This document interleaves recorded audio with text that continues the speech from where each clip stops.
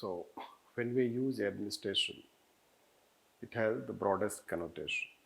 This you should know that. And it is about Indian administration, you can say that. Like you will join civil services as well as Indian administration. You will work for Indian administration as a civil servant. This. So Indian administration, we can say that.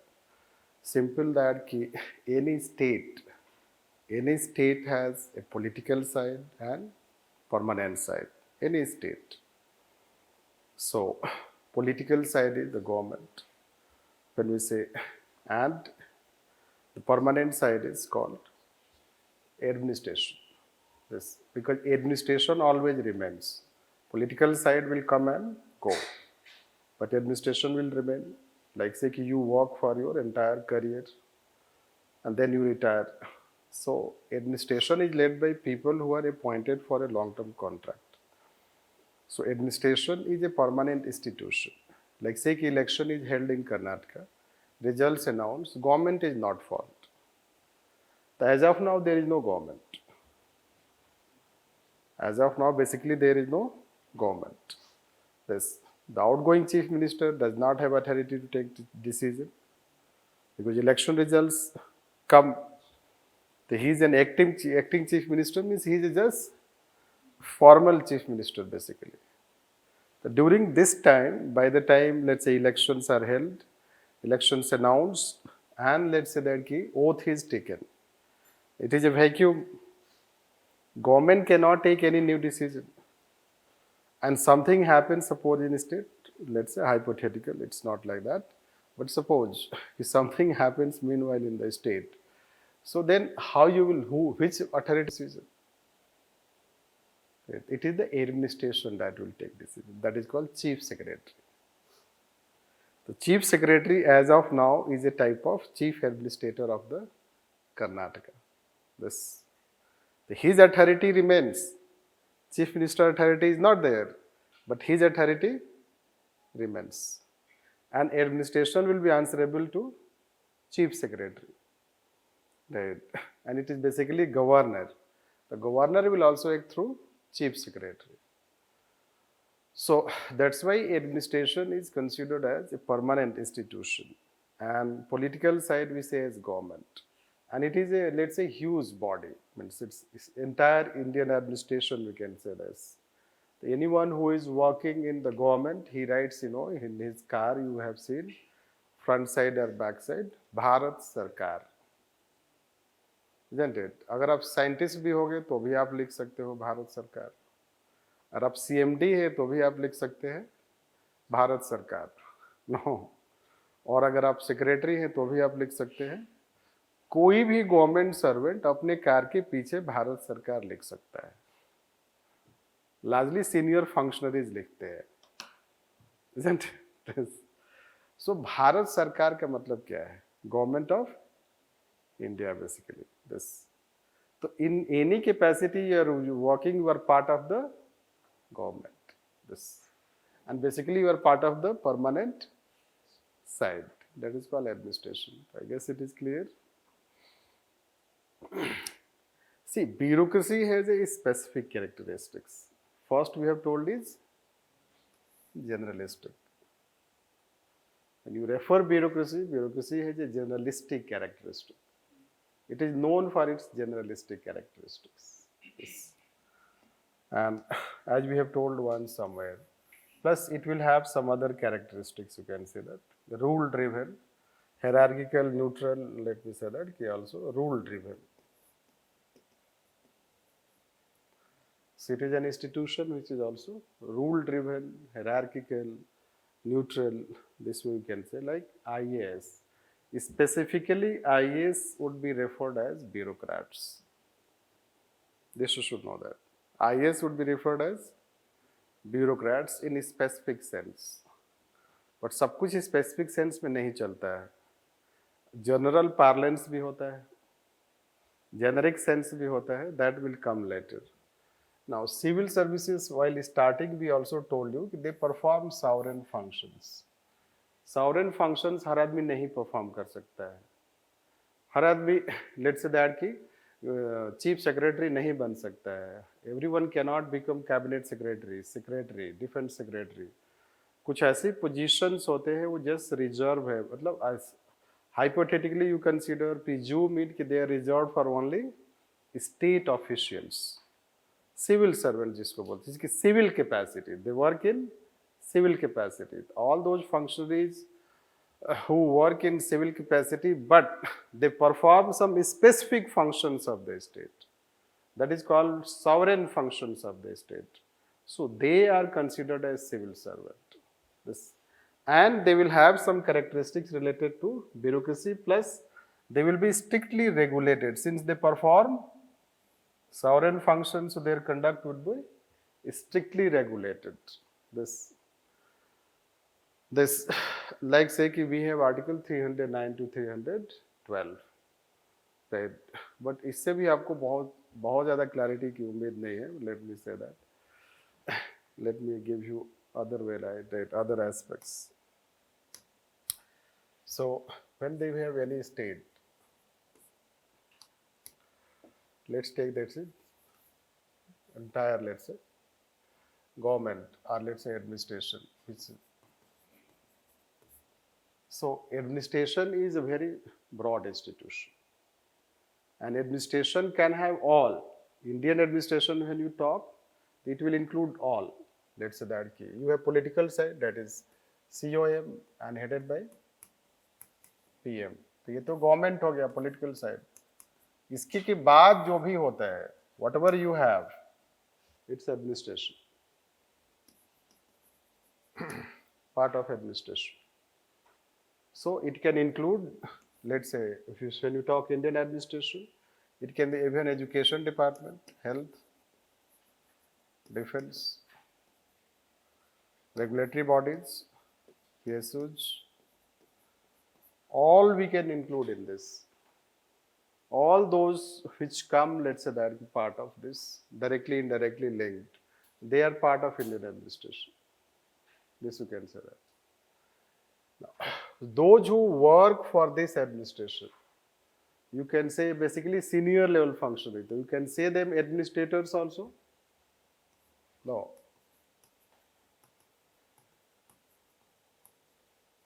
Or you can say them as public servants. You can say them as public servants or administrators. Now, in this administration, top positions are led by, all top and important positions are led by IAS. Can we say all top positions are led by IAS?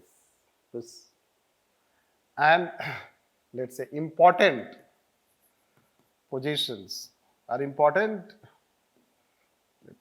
functions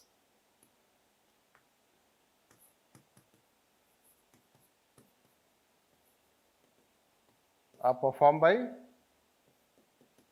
civil servants. This, all top positions are led by IAS, and important functions are performed by civil servants. Like say you become a revenue service wala, you become police service, you can become other, let's say, account service, civil account service, railway traffic service, isn't it? So, in a way, let's say if you take, civil services will be broader than bureaucracy.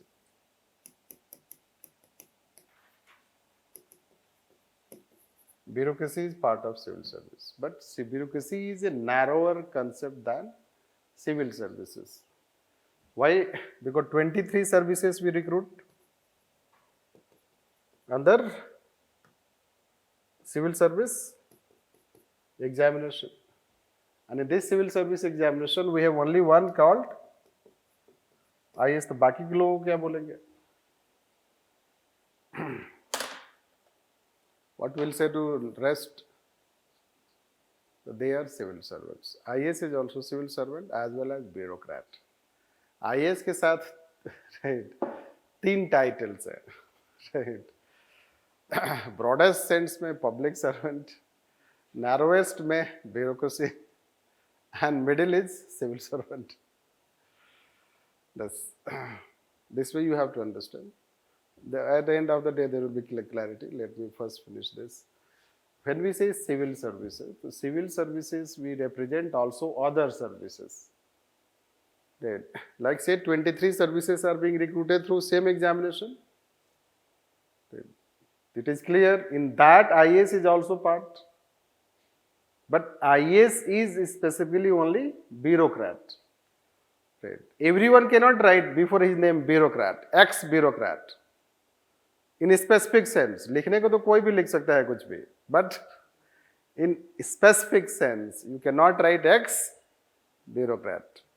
Only IAS can write, but IAS ex-bureaucrat नहीं लिखता है, वो ex-IAS लिखता है, right? Isn't it?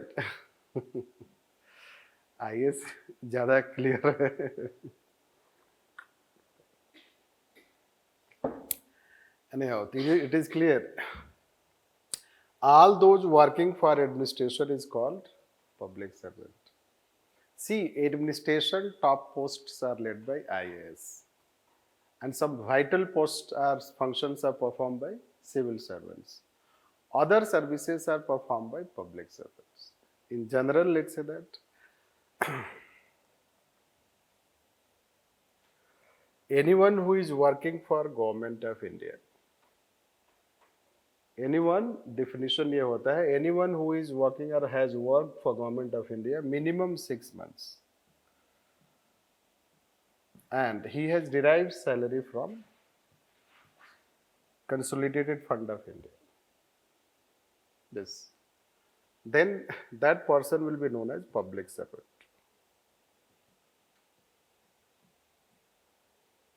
So all are public servant. Judges, MPs, MLAs, ministers, PM, CM, defense, blah blah, जो लिख सकते हैं, जो भी गवर्नमेंट ऑफ इंडिया में आता है. Public servant is very broad connotation. This, and all people, those who work for the government, they are known as public servant, and they do public service. This only civil servant does not do public service. All public servants are doing public service. That is what it is. It means that all those who work in broader sense for administration, they will be known as public servant. So if we use the same this,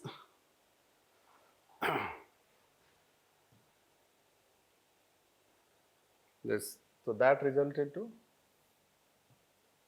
public service. So public service will subsume bureaucracy also and civil services also. Means a bureaucrat is a civil servant also and public servant.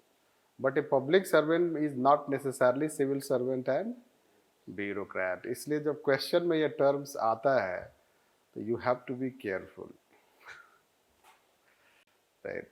Basically ethics paper में ज़्यादा important है. Public paper second में इसका कोई importance नहीं है ज़्यादा. इसलिए कि वो क्वेश्चन में अगर पब्लिक सर्विस लिखा है, पब्लिक सर्वेंट उन्होंने लिखा है, तो आपको जनरल अप्रोच अडॉप्ट करना होगा. और सिविल सर्विस लिखा है तो आपको डॉक्टर का एग्जाम्पल नहीं देना है. Right.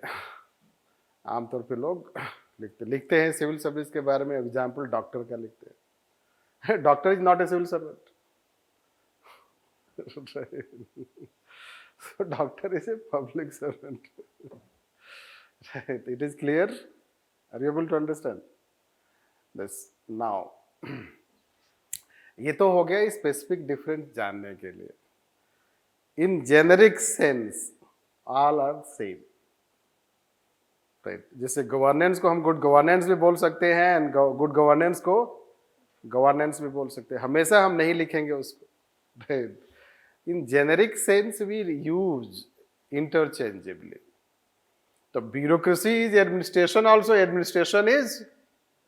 bureaucracy also. This. Because largely, let's say, characteristics of administration is like bureaucracy. Because most of the top positions are held by IAS. So, general character of administration will be like bureaucracy. That's why we refer even Indian administration bureaucracy. Or any administration in the world, we say it is a bureaucracy. And bureaucracy here is taken to broadly refer that administration and also its generalistic or, let's say, hierarchical characteristics. That's why we use more, not Indian administration is not a popular term. Indian bureaucracy. Bureaucracy. Right. That term is popular in general. So when they are writing bureaucracies, you don't have to define it, don't have to tell it is only about IAS. You have to just write about your whatever you have to write. Right. This because the questions will have generic connotation. So whether you use civil services, whether you use bureaucracy or you use administration, it means same. That's why when in a specific sense we tell administrative reforms, it is broader. When we say civil services reform, it is narrower. Civil services reform would be only about civil services, which we have told recruitment, training, posting, transfer, conduct rules. This is how we have told. The civil services reforms will be only about that. But administrative reforms, it's very broad. It can have economic reform also, political reform also. It can have judicial reform also. Right. So it can include all other reforms because administration is broader. One more thing I will tell. Often also we do not segregate them. Political side and permanent side. They are also made part of administration. Always we do not segregate. So even political side is also part of administration. Why? Because you cannot segregate their role. Right. Let's say PM and PMO. Can you segregate their role? Right. It is integrated. And PMO is part of administration or PM is part of political side. So we cannot go in that way, let's say, creating a watertight situation. Even when we use administration, in generic sense, it can also include government. This is how. So many a time we'll hear administration under present government. Our administration is also used with name of Prime Minister. Right. So Indira Gandhi era or Manmohan Singh, UPA era, it's just like this. Present generally we do not talk. This is how let's say just to have some clarity related to civil service etc. So a bit we'll write in administrative reform contexts. In that context we'll tell. So let's write on this.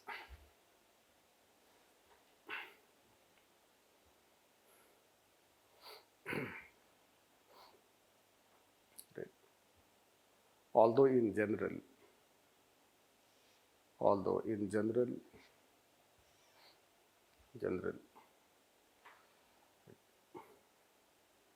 civil services, bureaucracy and administration, civil services, bureaucracy and administration are used interchangeably.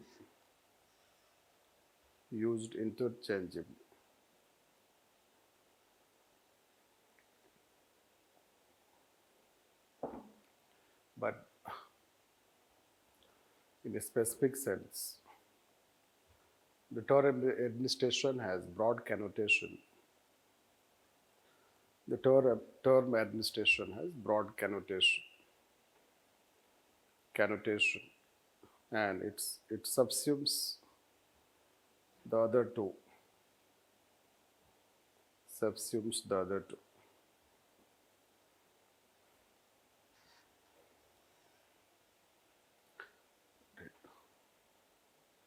For instance, when administrative reforms, as a term is used, it includes It includes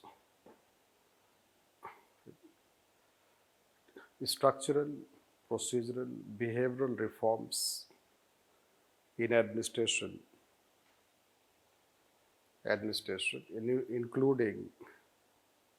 including political, political, administrative, civil services, judicial reforms.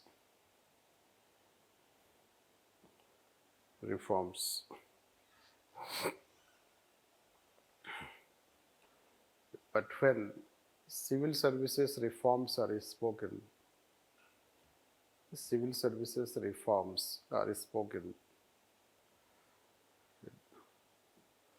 they relate to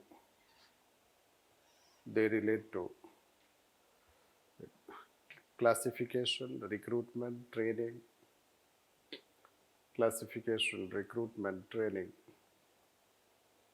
posting transfers, performance appraisal, service conditions, and conduct rules reforms.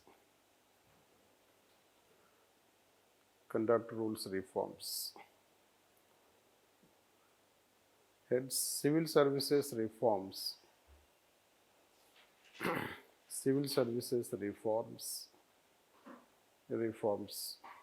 are part of administrative reforms, but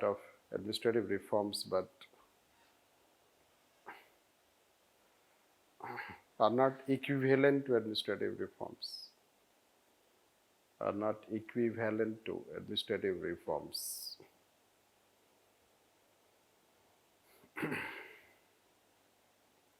That's right. About reforms,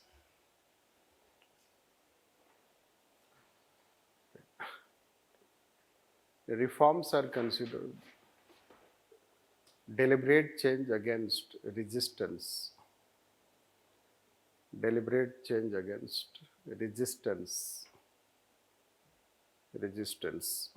or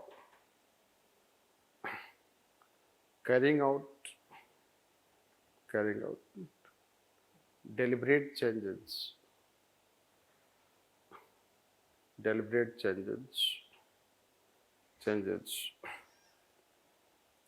right, by improving over past and present.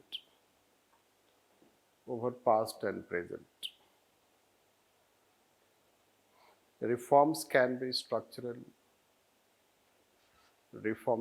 structural, procedural, and behavioral.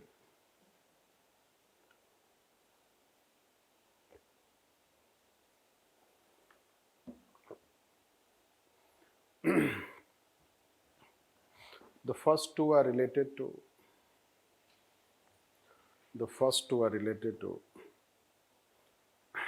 large institutions, techniques, rules and procedures.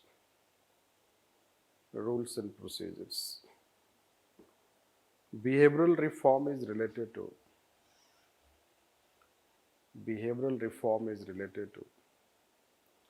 attitude, outlook,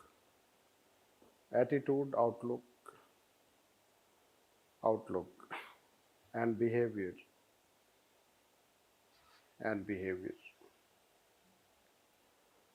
Hence, in broad sense, it can also be considered structural, procedural on the one hand, and on the other,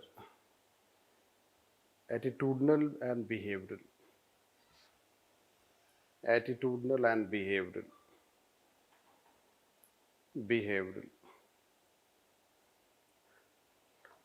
Need for reforms.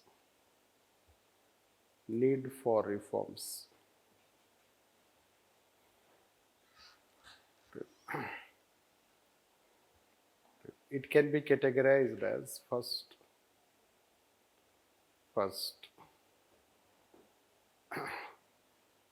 there are changes in society. There are changes in society. Hence, present practices may become outdated. Present practices may have become outdated. Next, emergence of new issues and challenges. Emergence of new issues and challenges. Challenges. Challenges.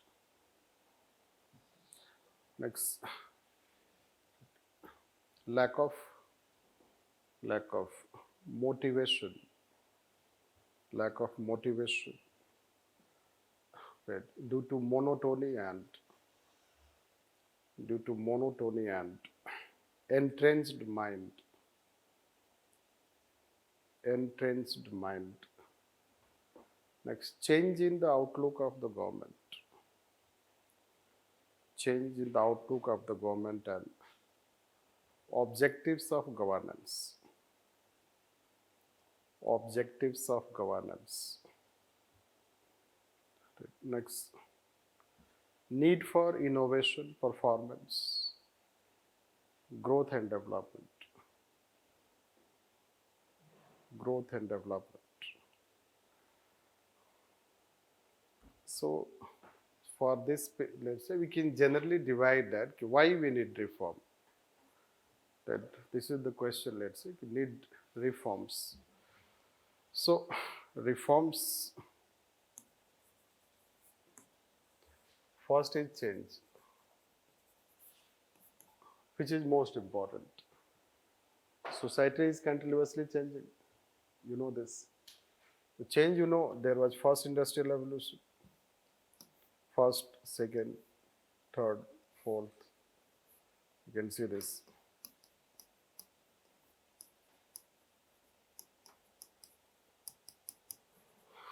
If you take just one change, major change. Today, people, let's say, that skills, knowledge, etc., are demanding. So those things are bringing changes. So change is happening in the society. Change itself demands that you should bring change because skills may have become, basically it is related to skill. Skill, knowledge.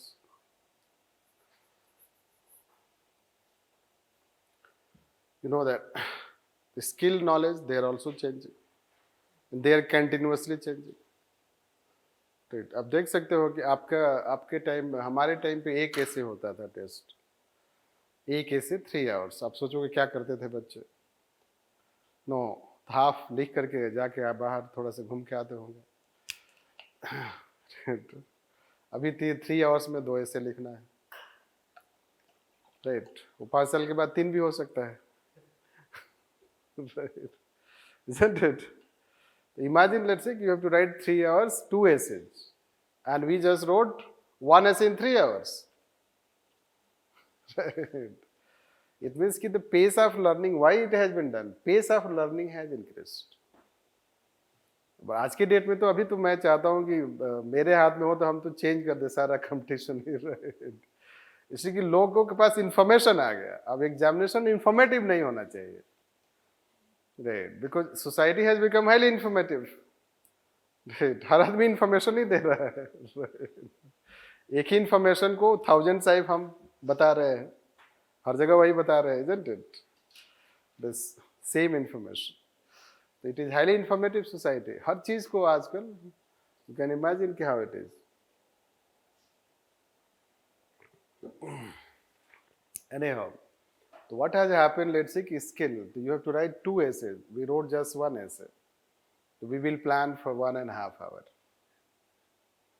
1.5 hours. Our time strategy was 1.5 hours. First you plan. And write a tentative one.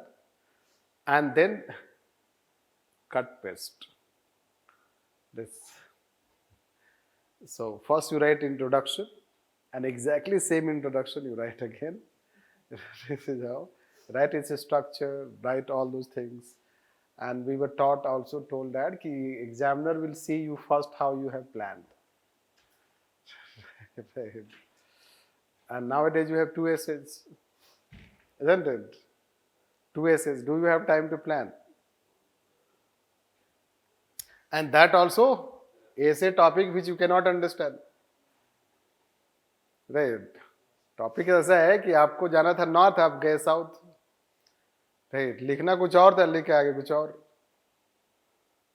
Right yes I will tell you ऐसे highly it is या तो बहुत अच्छे marks आएंगे या 100 पे आ जाएगा. हो सकता है एक ही सही रहा, एक गलत हो गया बिल्कुल. राइट उस समय भी चैलेंजिंग था. तो पहले आता था पंचायती राज इंस्टीट्यूशन. हमारे टाइम में आ चुका है. Right good governance and media, एक बार हमने इसी के ऊपर लिखा था. राइट ऐसे ऐसे टॉपिक आते थे. Right so this and if you are from public and political science तो एक टॉपिक मिल ही जाएगा, ऐसा होता था. और एक ही टॉपिक पे लिखना था. If you are from geography sociology तो वहां से भी एक टॉपिक मिल जाएगा. इसलिए कि एक ज्योग्राफी का टॉपिक होगा, एक सोशियोलॉजी का होगा, एक पॉलिटिकल साइंस का होगा, एक एडमिनिस्ट्रेशन का होगा. It's all well planned. So people will write there ऐसे at home, let's say prepare, उसी को मग्गा मारेंगे, मतलब रोटाफिकेशन. Right that was the time, that was pace of learning. उस समय भी चैलेंज था, इस समय में. This is how change we find this. आजकल तो टॉपिक ही बहुत चैलेंजिंग है. Anyhow, so this is what change you understand. Change keeps happening and you know that how the change में technology is the major factor basically. Technology is the major factor. It can be any type of technology, let's say, not only related to ICT, but ICT has become the main technology. This. So that we can say this. Then we have written next. Yes, new challenges. Basically, it is related to change itself. But then you can face new challenges, new problems. We told you that कि सारा reforms हो गया है और पता चला कि अब डिजिटलाइजेशन में भी करप्शन है. नए तरीके का चैलेंज है. राइट आई जनरली से स्मार्ट गवर्नेंस, स्मार्ट चोर. राइट तो हैकिंग होने लगा. This so cyber threat, data security, these things are let's say challenges. Security challenges, you know that. The new issues, new problems, this is how you'll find it. Job loss हमेशा से ही problem है. और हमेशा उसके कुछ ना कुछ मतलब the cause is even much worse. Right पहले कंप्यूटराइजेशन आया तो जॉब चला जाएगा. राइट अब तो आर्टिफिशियल इंटेलिजेंस आ गया. So challenge, let's say that this is how you have to reform for this. The next point you have written is yes, ये civil servants देगा. As we told किस class में बोल रहे थे. Yes, in another class we were talking that कि in district planning committee basically we were teaching in rural development. So those who are members of district planning committee, 37% members do not care. Do not care कि हो क्या रहा है, क्या हो रहा है, नहीं हो रहा है, उससे उसको कोई मतलब नहीं है. And over certain percentage of people don't have hope that even if they will know they will be anything change. Now such people need attitudinal changes, behavioral changes. This because many people have lack of motivation. Either over a period of time negativity come in you. This, let's say you join civil service, you are highly motivated. After some time gradually you become less motivated. So motivation is also important, let's say, important factor, because your attitude becomes, somehow it becomes monotonous, it becomes the way on Men at Work movie, you know that, and Shatrughan Sinha. Behavior, the demotivated, he became demotivated. So this is how, let's say, it is an important part. Internally, many a time employees are less motivated. and they have developed a very complacent attitude. That is also, let's say, you bring to change. That this, and next is change in outlook of government and objectives. that's why people, let's say, in office, if you see, so first day when you go to office, so you go before time what? No, highly energetic, motivated, and you try to talk to everyone, having handshake with everyone, isn't it? Lunchtime, you'll try to say that yes, let's have lunch together. You'll share also, right? And gradually narrow down. Right. So then you start going late and coming early, and that becomes the culture. That is how it becomes the culture. The public sector is known for going late and coming early.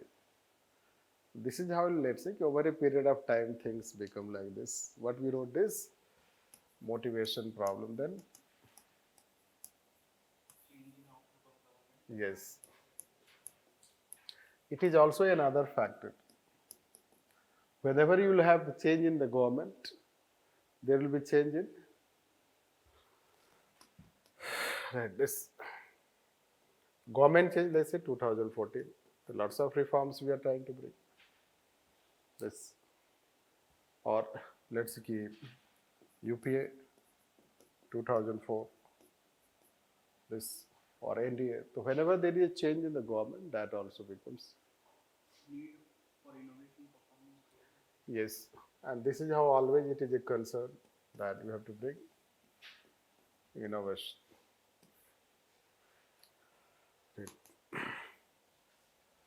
And then it becomes, let's say, one is called episodic change.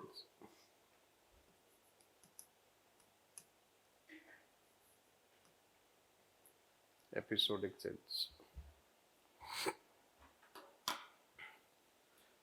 Episodic means एक society में एक time के बाद major change आता है. बस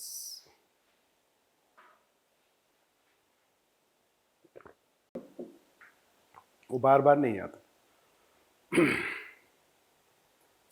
जब वो चेंज आता है तो रिफॉर्म्स इट इन्फ्लुएंसेस. एक कुछ चेंज होता है. Change is one continuous thing. Let's say that एक एपिसोडिक चेंज होता है. Let's say we had a change, 19 major change. Before colonial time, so you can have this, but we don't have to go past. It was a major change, but then major change is 1991. This now another major change is going with this present government. Largely, we have two such episodes. This means three phases we can say. Phase 1 will till phase 1, phase 2, phase 3. This. Let's say we adopted new economic policy. तो हम हमेशा नहीं adopt कर सकते new economic policy. उसी में within new economic policy we are trying to bring change. The liberalization happened, LPG happened. Every time it cannot be, it is still going on. So that is how we can say this major change happened. So that can also be a factor. That's why reforms are needed. Right? So now, generally we say, let's see, types of reforms. So we say it as incremental, radical.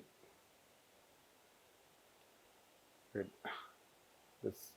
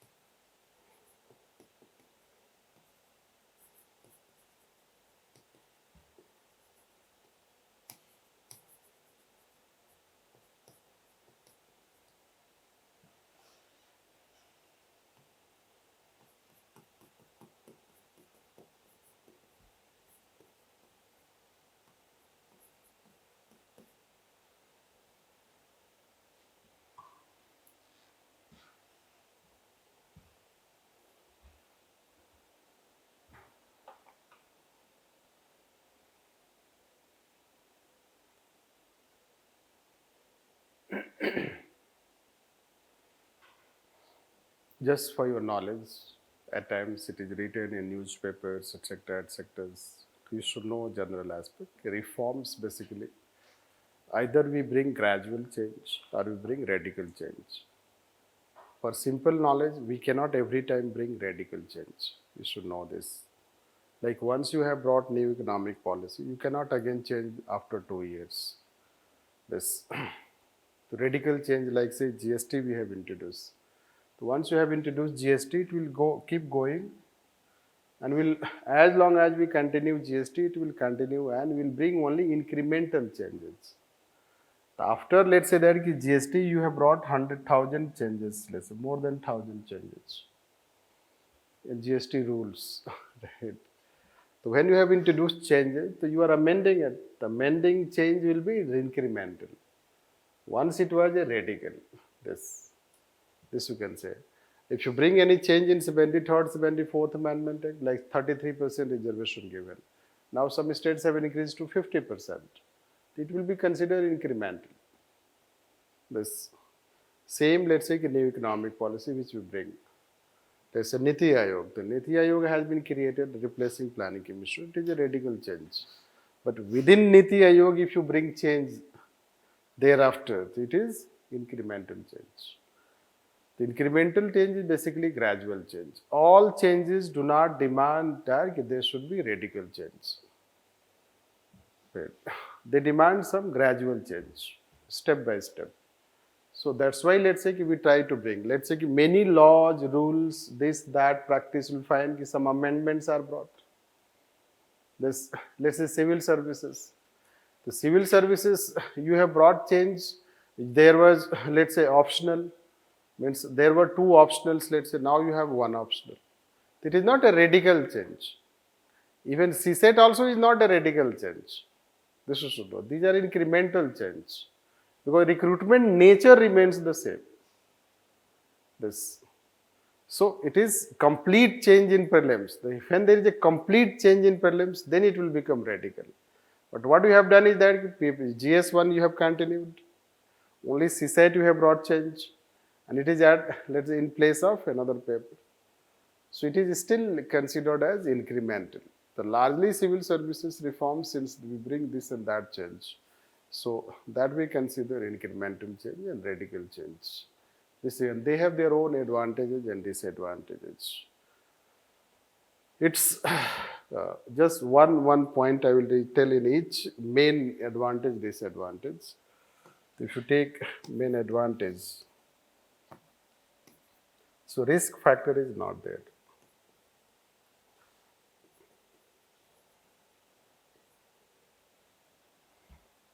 So no risk factor. Yes. Because incremental change has no risk. Right. Then here what will happen? High risk. This. And major disadvantage. Basically, let's say, sorry. It will come. High risk. Basically, its advantage is disadvantage. And its major advantage is, right, big gain. Innovation.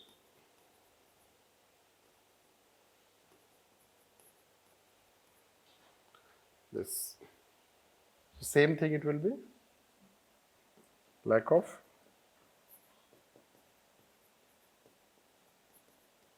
innovation. Yes.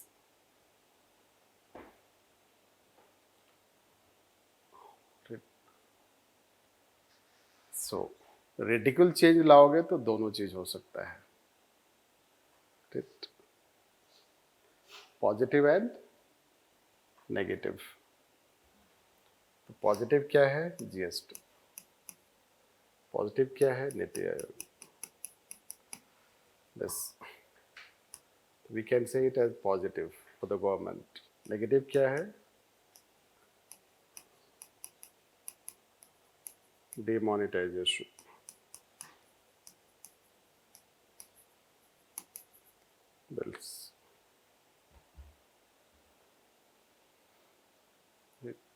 there are some basic knowledge, let's say. That's why governments will try to make have balance between both, right? Because big reforms have political cost. This radical reforms have political cost. This the present government has brought lots of radical reforms, and since they are not able to execute with the same radical aspect, now it is creating negativity. This isn't it? पहले ही बोल दिया कि अच्छे दिन आएंगे, नहीं बोलना था. This this you can say that. And then 15 lakh 15 lakh लोगों के तो अकाउंट में जाएगा. Right. Anyhow, basically उनका आइडिया था कि we will be able to bring radical change. They tried also. They are successful also in some areas. Right. But radical change का challenge यही होता है कि वो अगर फेल हो गया तो then it has negative consequence. But no, let's say, gain without pain. This is to know that. Big risk, big gain is also there. So both aspects to succeed. Let's take how we have done. Right.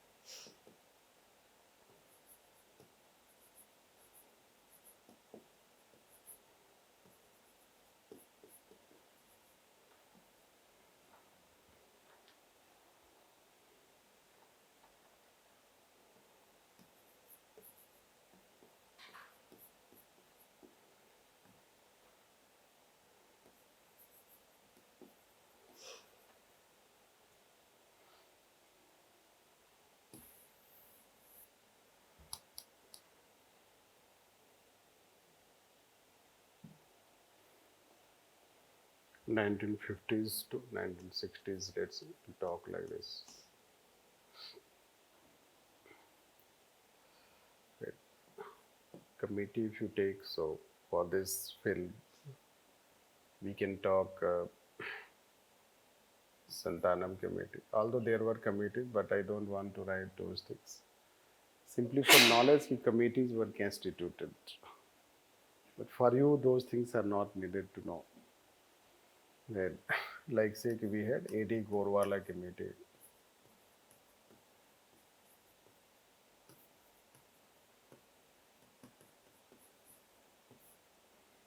AD Gorwala committee. Right. 1954. Right. JB Kriplani committee.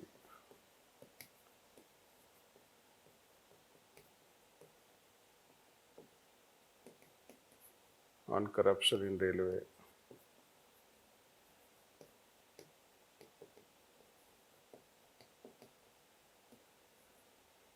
Yes, Apple B committee.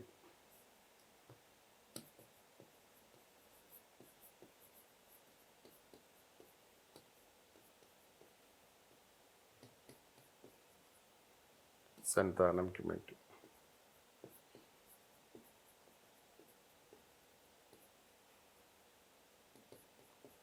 Which we have referred a bit. No. Finally, ARC second. Sorry, ARC first. Yes.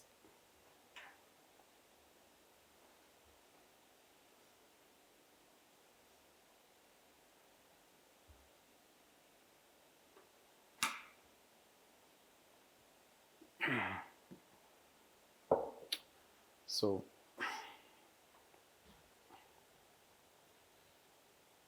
it's very difficult to tell, but we will try to keep it still minimum. You don't need to, just I am talking for you to know कि सब कहानी नहीं है, कुछ हुआ भी था मतलब.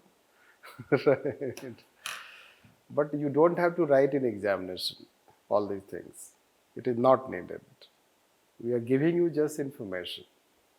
There were several committees, even if we are writing, even not, let's say that, half of that we are writing.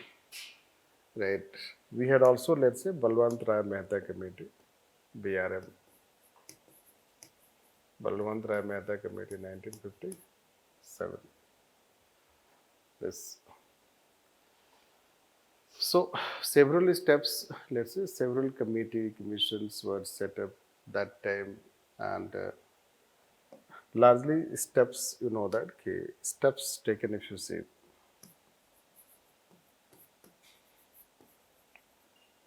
So, you know that, First Amendment Act, Schedule 9, this Industrial Policy Resolution 1956. This can be 5-year plan. This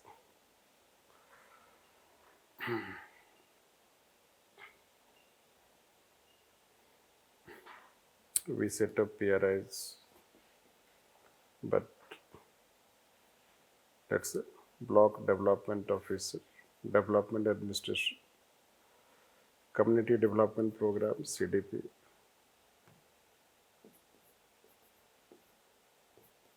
(1952).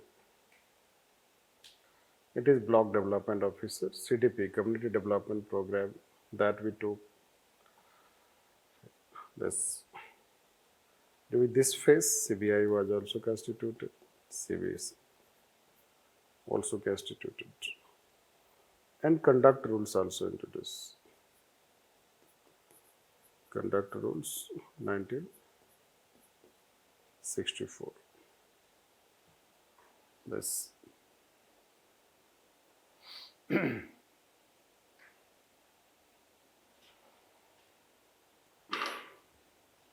So basically, let's say the government had the concern that whether it is minimizing the difference between old administration and new polity.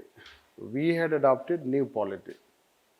The new polity is about, already you know that, new polity we have taught, it is about liberal society, welfare of people, socio-economic development, all these things. Hence, it wanted to bring change in administration. Right. Administration structure we adopted as the same. It was a centralized structure, process, behavior, which we'll talk somewhere else. That is how it happened. We try to do this. Right. As far as civil services are concerned, in civil services we did not bring much change. We continue. Yes, what we did is that UPSC and started recruiting for civil services. This. So that way we'll talk when we'll take this 70s and 80s. But this is how they were trying. Like say these all changes are to bring. If you take this block development, community development programs, so they're trying to bring change in bureaucracy so that we can promote socio-economic development, welfare. 5-year plan is adopted for welfare of the people. This, and then industrial policy resolution. Then they were created already. Conduct rule to make administration more accountable and responsive. That way we can consider this. Plus, you know that it was a foundation era, as we have told somewhere that it was a foundation era. Hence, this.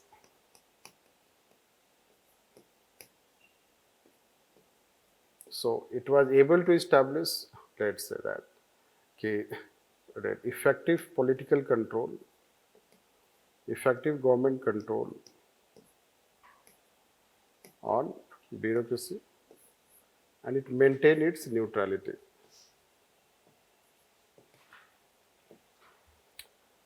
It was able to maintain the neutrality of bureaucracy, means continue the neutrality legacy. This you can see. So civil services that time, basically during this phase, or we will talk for first 4 decades together, The civil services were given socio-economic development role. Some reforms were brought so that they can implement socio-economic development. They become more development oriented rather than only stability and order, security maintenance oriented. This so bureaucracy assumed development role also, democratic role also. This and this is how we started. But let's take that next. What happens? You know that during 70s, we'll talk 70s and 80s together. So you know what happens. The three governments, etc., that we have. So basically, this phase started. Let's say politics. Or first, let's talk the steps taken. So during this phase, we experience this. There was National Police Commission, 1978. Similarly, Shah Commission.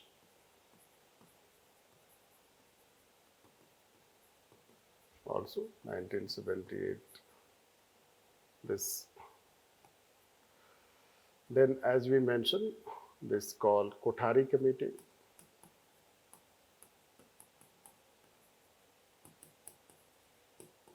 (1976). Then you know that there was Sarkaria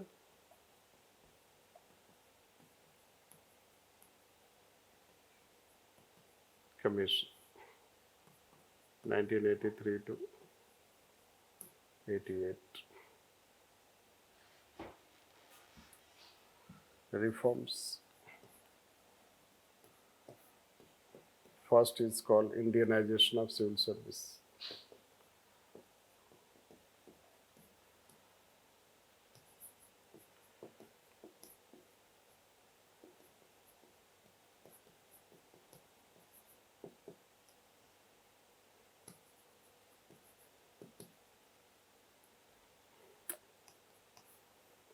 Second, civil service examination introduced, as we have told somewhere.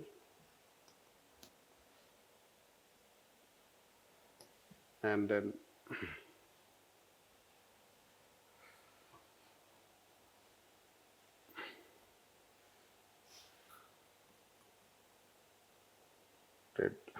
that's ICT, especially telecom, computerization.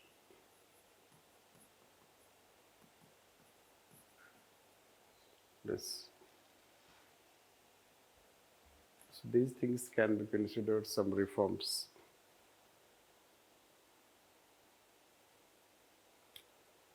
But problems.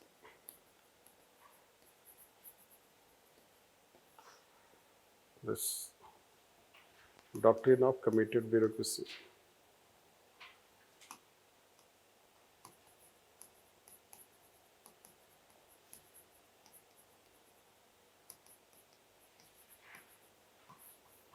Yes.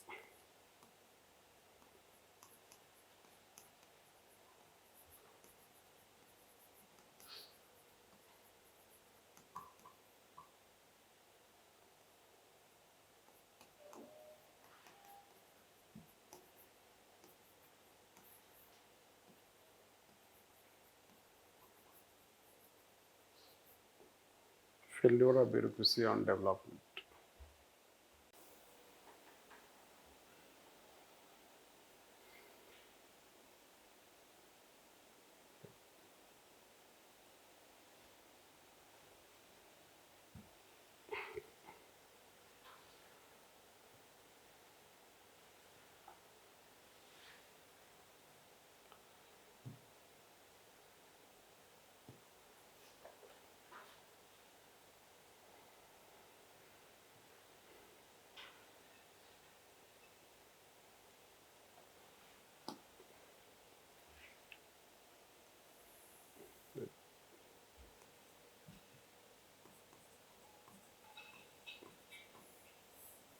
(1990s).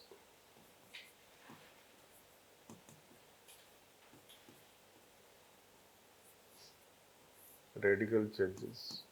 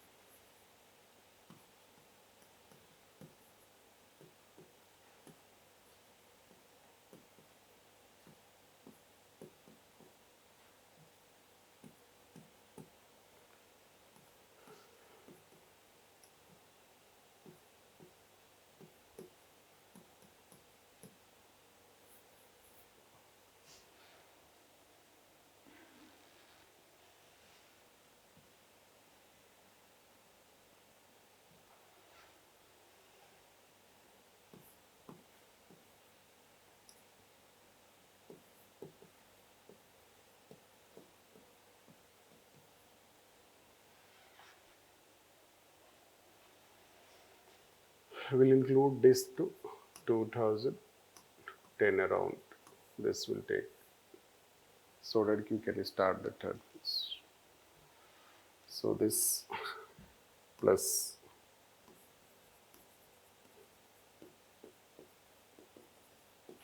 commissions,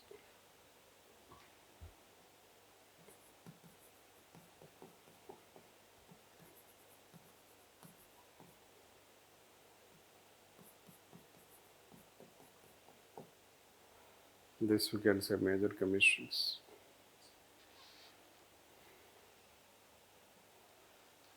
Then social audit also we can include social audit. This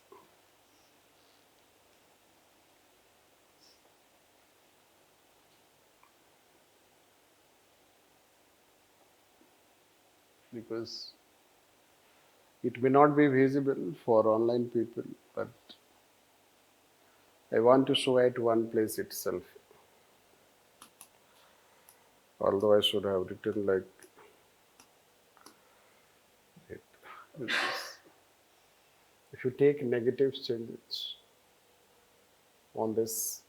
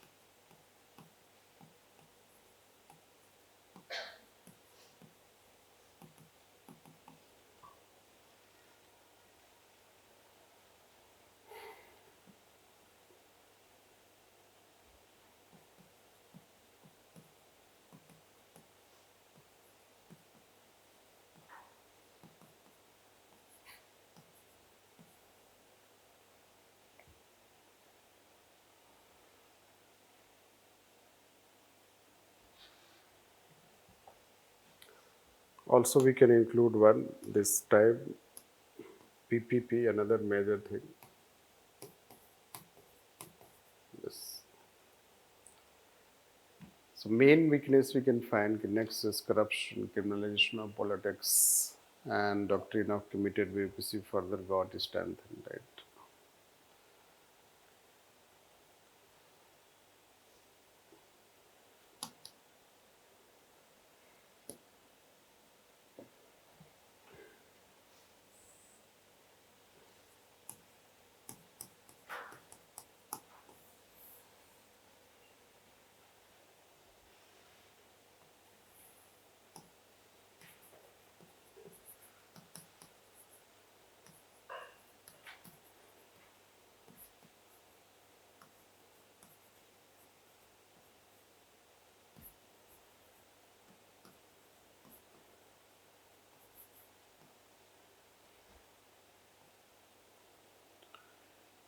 We will take separately.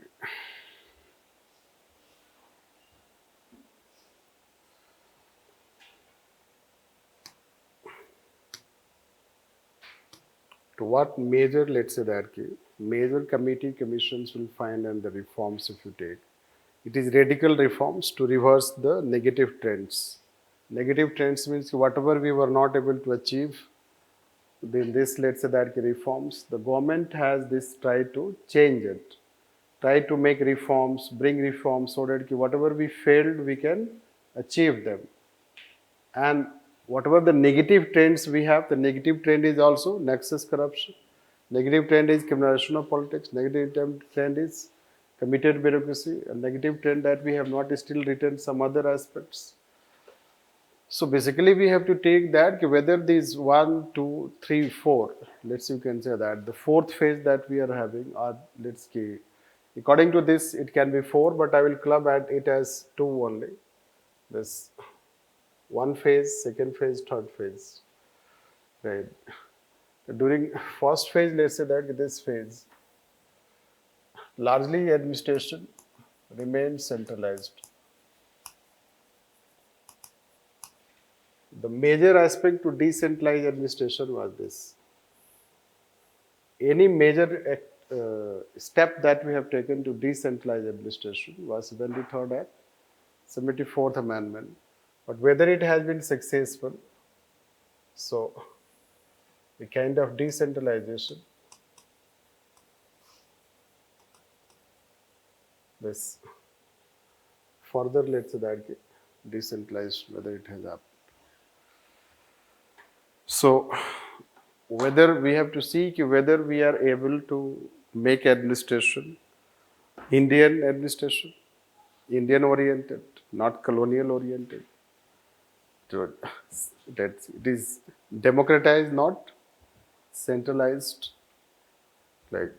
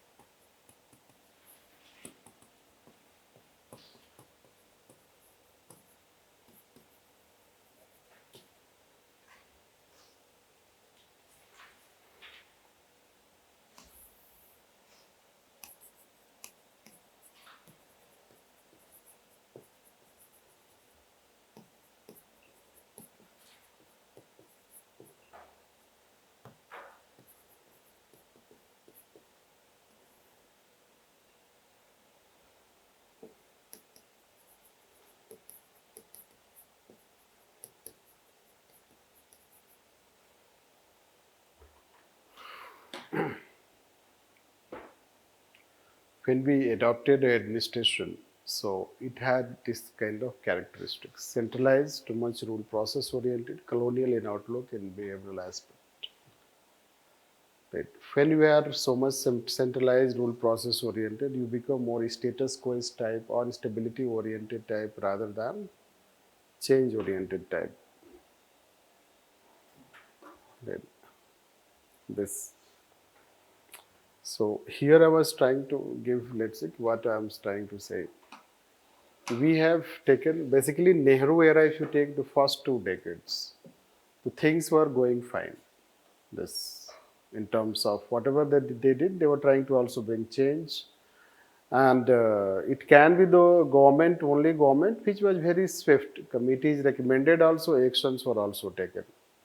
Like say ki Sandanam committee recommended, the conduct rules were also introduced 64 and CVC CBI were also created.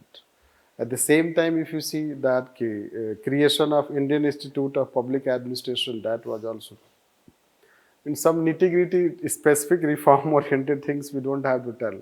But basically they were swift to take steps and they were serious to bring reforms. In fact, UPSC also started indigenizing while dictating, I will tell these things. So UPSC also started indigenizing civil services by opening, let's say that this civil services for all, let's say that it introduced 22 languages. Let's say civil service examination is the only examination in our country, in the world also, which you can write in 22 languages. Yes. Men's examination.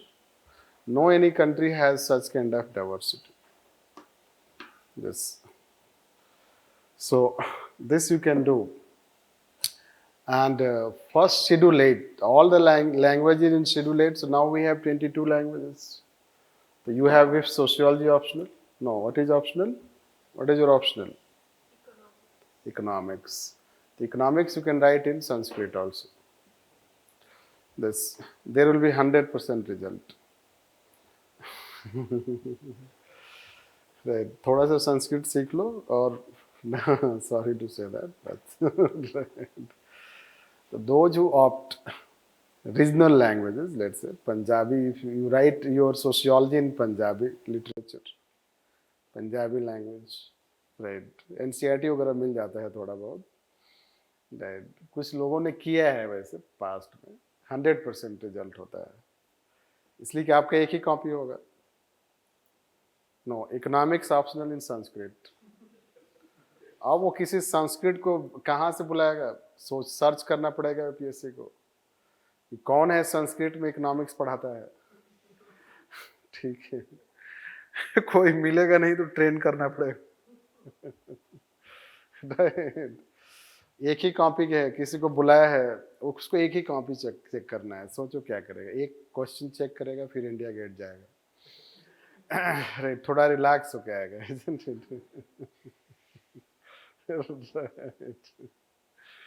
So that is what, and there is no standard. Right. जो regular optional है उसका तो standard बना हुआ है. Right. But ये सब चीज़ें पहले नहीं पता होता है, नहीं तो आप रीजनल लैंग्वेज में ऑप्ट करके आप क्वालिफाई बहुत ही आसानी से कर सकते हैं.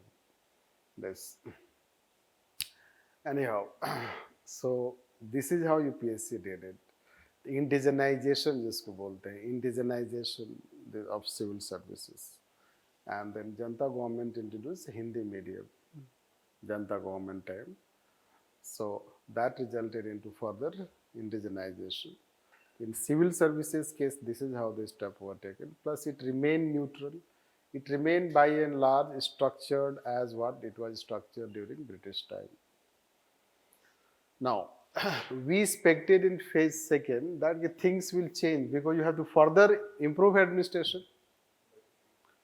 We expected this. Basically, if you go take the, let's say, graph, so 47 if you take, 47 may go like this, they brought the change, right? But if you take 1960s, so 70s, it started declining, right? Why it started declining? Because doctrine of committed bureaucracy. This case study has been asked in ethics paper. It is more important. We don't have questions so far in paper second. एक बार आ जाएगा तो अभी clear हो जाए. So more question asked in paper second because paper second में इतने topics हैं कि उनके पास बहुत सारा option है. No, lots of topics you have, ना, so you have lots of permutation combination, and you have to ask 20 questions only. Yes. So more questions will give clarity, then we'll start teaching them also in more different way. But in ethics paper, which since it has been asked, we teach a bit different way. So what we are trying to say is that during Indira Gandhi time, it was expected that they will bring further administration and means reform and make it more indigenized. And they should bring the gap between, let's say that it is more status quo oriented to you make it more development oriented.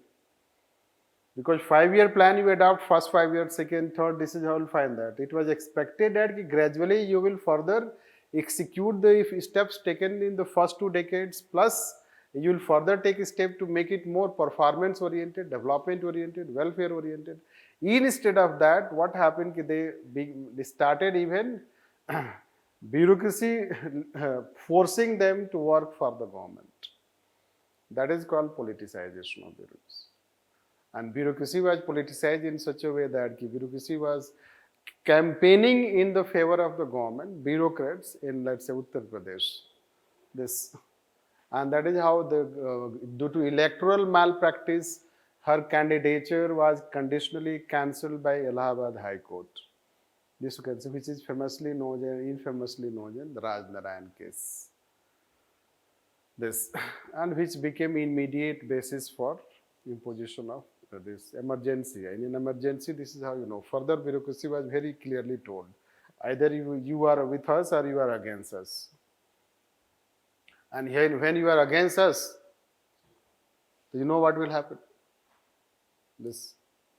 So that politicization happened. Plus electoral malpractice also started. जो electoral malpractice आप देख रहे हो ये सारा.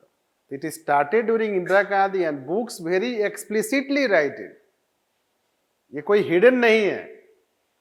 If you read is applied books जो होते हैं जो गवर्नमेंट के वर्किंग के बारे में लिखते हैं तो they very explicitly write कि electoral malpractice also started that time.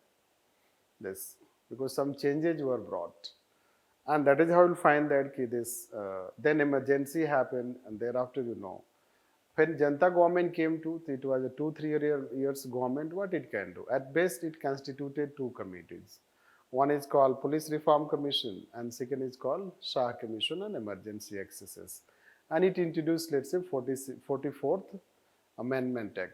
The present government brought, that government brought 42nd Amendment Act. Already you know those things what happened. Thereafter, let's see, again Indira Gandhi government came. So they introduced one good thing that calls regularization of civil service examination. That is called Kothari Committee and one civil service examination that today you have is based on Kothari legacy. Yes. Thereafter, since conflicts started increasing between union and states, in 1983 Sarkaria Commission was constituted, the first major commission. Yes, before that, yes, Lal Bahadur Shastri tenure, it was ARC first was constituted in 1966. Basically, Lal Bahadur Shastri was Prime Minister. And then ARC Administrative Reform Commission was constituted in 1966. It recommended by 1968. But you know that since he was also very short-lived Prime Minister, the ARC first recommendations also largely remain on paper. This. So an era started, a silsila started that commissions you set, they recommend by the time you are no more the government, so they are not implemented. The ARC first, which was the mother of all, let's you know that the biggest commission set up ever in history, and then it recommended, it has 581 recommendations, right? But still they have not been implemented. This. Then you know that Janta government also came, it set up police commission, then its recommendations have so far not implemented. अभी तक नहीं implement, उन्होंने भी recommend किया था कि tenure stable होना चाहिए, right? So this happens. That is how the things pass. But when Rajiv Gandhi government came, basically it was more focusing on telecom and computerization. Basically scientific endeavor, scientific temper basically it was trying to bring. That is how telecom revolution started and computerization etc. That his era was more known for such kind of reforms. Telecommunication, let's say this we can consider computerization. But again his all positive works got overshadowed by Bofors scam. And then Bofors scam was first major scam in our country. This you should also know that. First major scam, and that's also related to defense scam. Thereafter, we have not looked back because after just Bofors scam, you had Harshad Mehta scam, you had Hawala scandal, you had fodder scam, you have telecom scam, you have blah blah jam bribery scam. The 90s were one phase of corruption also. This the side by side, let's say. Basically, let's see what we started a journey, let's see, during 1950s. That we will bring change. We adopted the liberal democratic polity with the idea of welfare state to bring development. But by 1990s reaching, let's say, we started failing rather than we started achieving highs. During this phase, same phase, other countries achieved high. Be it China, be it Japan, be it Asian tigers. This is how you'll find this. But China since 1980s is growing 10% for 3 decades. It grew 10% plus for 3 decades. We have not still completed a single decade. And Japan, you don't have to talk about that. During the same phase, some Asian countries, they develop like anything. During the same phase, our graph leads to that. So it was, if you take Rajiv Gandhi time, so a bit we can have this, but we had a situation during 1990s that we were not in a position to continue the system that we adopted. Right? And that is how government has to introduce, right, 1991 new economic policy. So we try to change a bit, this we can say.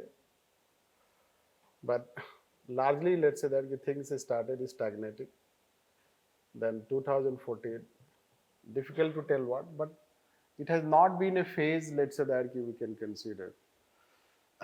Here we are trying to further change, let's say, we can say like this. Right. Things are changing.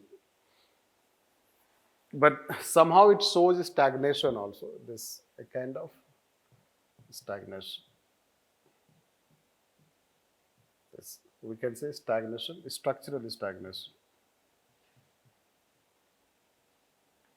Structural stagnation, which I will tell you what happens. Now, let's say that 90s happens. 90s we brought new economic policy and we wanted to grow more through market. So we brought lots of changes, be it related to PSUs, banks, taxation, economy. Basically, we brought changes in the field of economy. The 90s can be more prominent in terms of economic reforms. And another prominent aspect was democratic reforms. 73rd and 74th Amendment Acts. Now both have completed 30 years. Both have completed 30 years.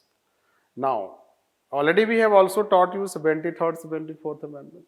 Do you know their condition? How well we are, let's say, decentralized.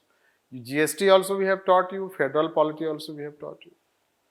So we cannot say that we have been successful in decentralization because local institutions are not very strong, they remain weak. Now, economic reforms you have brought, so to some extent we can say yes, on economic front we have made progress. Right. Public-private partnership and GDP growth has also increased. What is the condition of administration? What changes we brought in administration? We brought changes in economy. We brought changes in three-tier structure. What changes we have brought in administration? Let's say civil services reforms. So what changes we have brought in civil services reforms? The civil services already we have told you what reforms. One day we told you recruitment, training, posting, this, that. Largely you will find that we have brought only incremental reforms. Conduct rules remain same. Structure of administration remains same. When we say it is excessively centralized. As far as administration is concerned, its powers are concerned, you'll find. They still, let's say, in administration, in terms of structure, we have not changed much. In terms of procedure, we have changed because of digitalization. You can say digitalization, procedure, techniques, etc., direct benefit transfer. So procedural changes we have brought, right? Structural changes we have not brought. And similarly, if you find this called behavioral changes, the bureaucracy, whether bureaucracy, attitudinal changes, behavioral changes we have been able to bring, right? So we have been, by bringing RTI, Citizen Charter, blah, blah things we have told. But we have, let's say, also told that how they are successful. Anyhow, even if you take that we went for new economic reforms, and we also constituted ARC second, Police Commission second, Punchi Commission second. But you know that reforms are not, let's say we have not taken reforms in many other areas. Largely reforms we have taken in economic field. And economic reforms are, let's say, more prominent since 90s. As far as the structure of administration is concerned, As far as other reforms are concerned, political reforms, legal reforms, so we have not changed much. This. So there are areas where our reforms we have not taken at all. Like say we have told you somewhere called Indian Penal Code, Criminal Procedure Code, Indian Police Act, the legal framework of the administration. The legal framework of the administration also remains as British, let's say that. So as far as administration is concerned, still let's say Prime Minister time to time he criticizes. All let's say functions will not be performed by the bureaucracy. This bureaucracy should not do each and everything. Recently he told in and then still we told that how donkey and horses both reach to the top. It is recent statement by also one transport minister, Nitin Gadkari. So then government has taken the step to eliminate deadwoods. Basically, if you talk till 2014 and 15, right, whatever the reforms we took, especially in civil services, the civil services reforms largely remain incremental, not radical. Similarly, if you talk about structural reforms, the structural reforms are incremental, not radical, because our institutional structure remains the way it was established during British time. This you should know. As we told you about parliamentary democracy versus presidential democracy, if you connect that, federal polity, and then three-tier structure, then you will understand how we are excessively centralized. This, and let's say that government has the, let's say, power. Let's see, we find like urban local bodies, they are dependent on state and center. This centralization, Delhi ka to judgment aaya hai, now we will teach you. So since it is the more or less same judgment, I guess, Kejriwal has been given power again back. So the question is that let's say why government was trying to do it? It is centralization. Right. If you see office of governor, if you see let's say that union state relations and how it has a centralizing tendency, then you link with district administration, if you link with local body, then you will find it is still there is centralization. Right. And that centralizing tendency started since 1773. This. So centralizing legacy remains structurally if you talk. Right. As one day somewhere we have used principle of subsidiarity for you. Right. So ARC SICAN also found how it is excessively centralized. And it recommended that you should decentralize by following principle of subsidiarity. So structurally we are centralized, procedurally we are bringing change in some of the areas where we have digitalization. But still procedurally also you are not too much, let's say, you have not changed. Merely digitalization will not bring procedural change. No, criminal procedure code, civil procedure code, judicial process. So merely digitalization will not help unless you bring change in law. And let's say various types of certification, let's say that.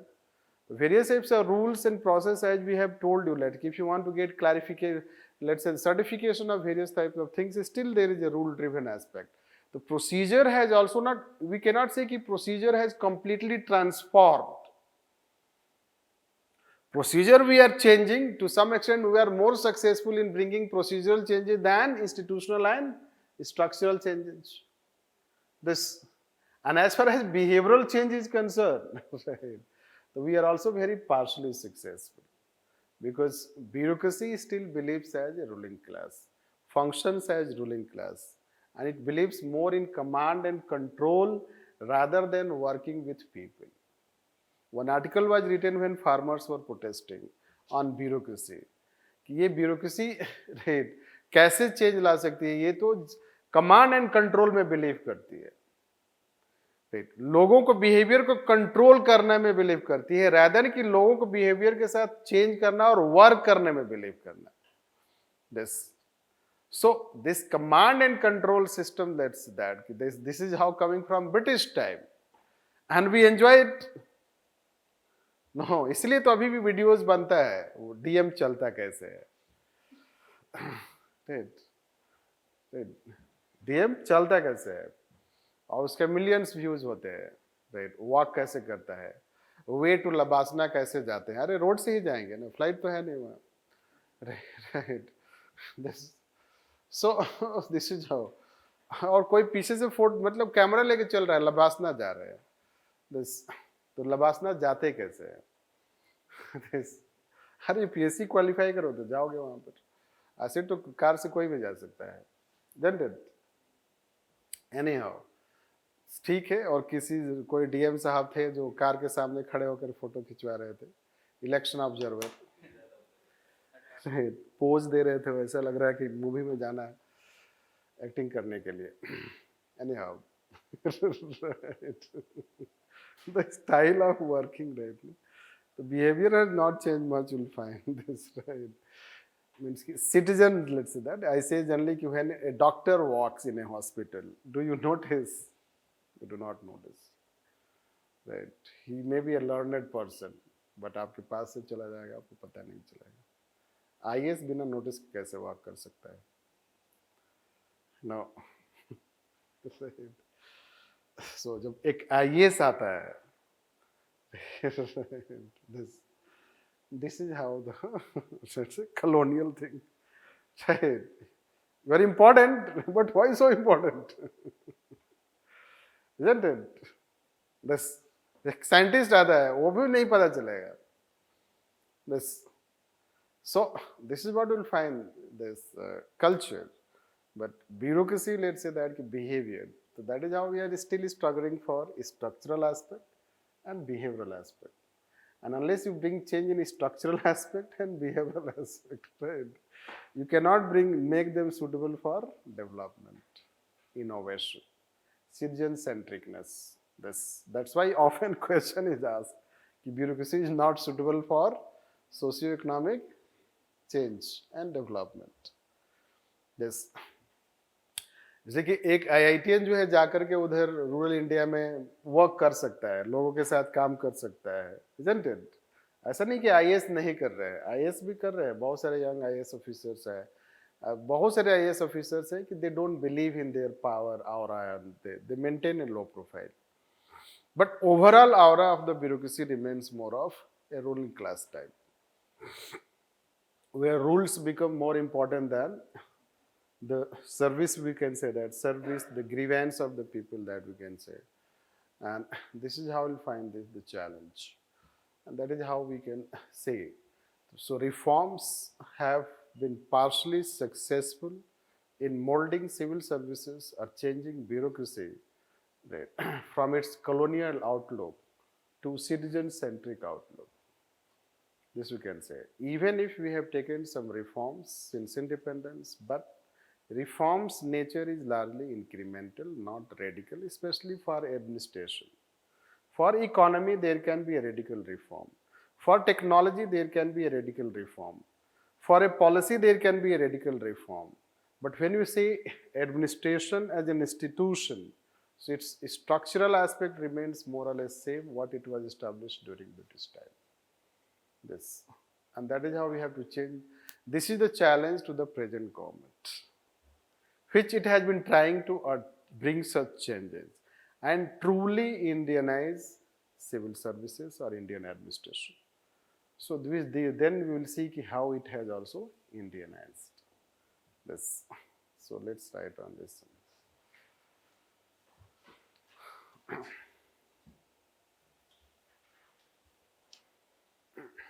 Although reforms have been taken up since independence,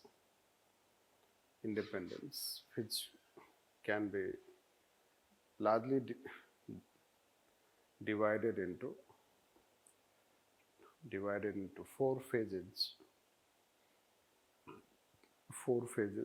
First, 1950s to 60s. 60s next, 1970s and 80s. Next, 1990s to 2010. And for 2014 onwards. The main concern for reforms, for reforms were to first Indianize administration, Indianize administration, so that it was suitable to new polity, new polity. Next, it was supposed to become an instrument of socio-economic development. It was supposed to become an instrument of socio-economic development, not only maintaining unit stability and order, not only maintaining stability and order, stability and order. Next, it should get democratized. It should get democratized,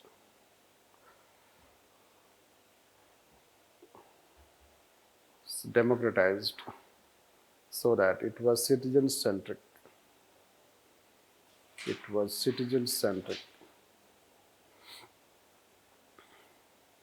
Next, it should have democratic accountability.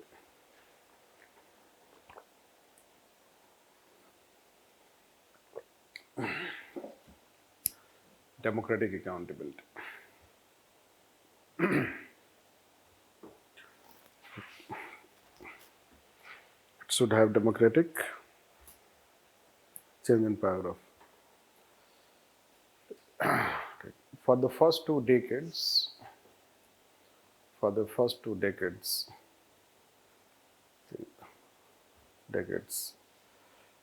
things means reforms. Let's say reforms were taken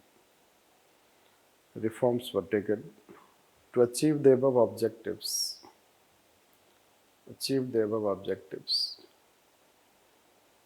And hence, the government was on track.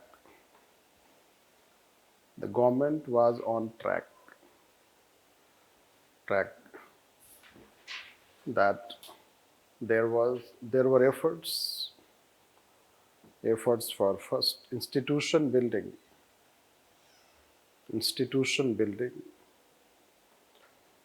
keeping bureaucracy neutral,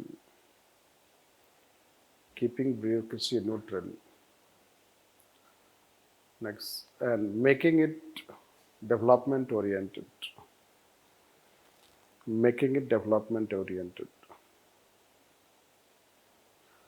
Next, for its accountability,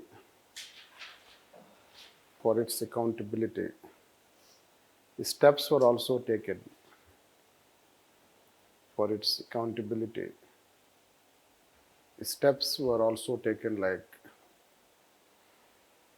establishment of CBI, CVC, and introduction of conduct rules.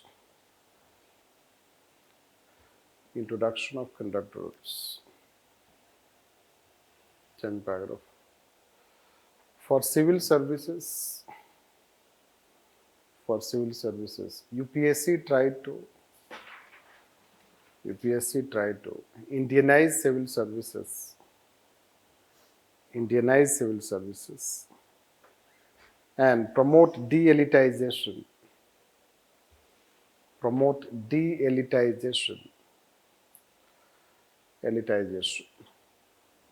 by taking some steps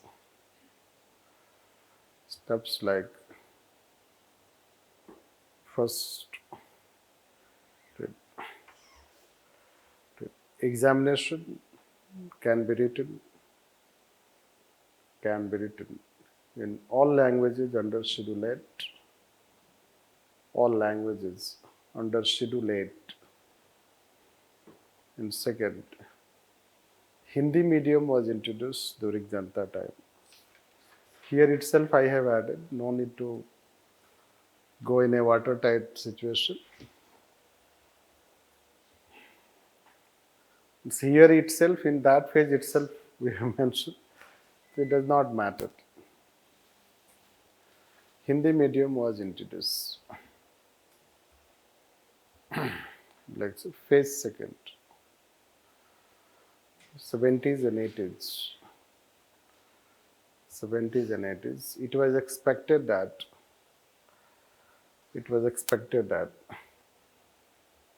this phase would further strengthen the steps of phase first.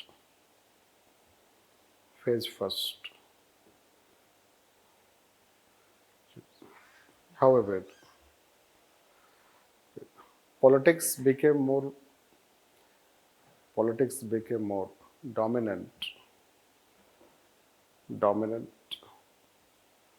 and politicization became a new emerging phenomenon that instead of making bureaucracy more neutral and development oriented, it was politicized, which marked the beginning of doctrine of committed bureaucracy. Which marked the beginning of doctrine of committed bureaucracy. Doctrine of committed bureaucracy, I guess.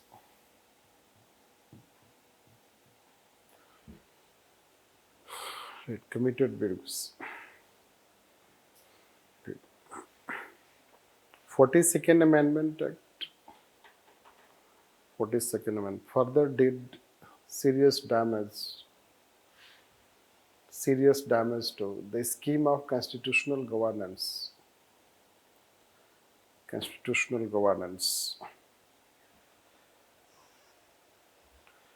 Right.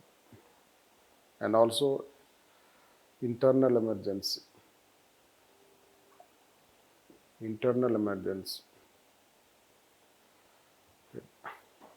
Next, Bofors scam marked the beginning of major scams in India.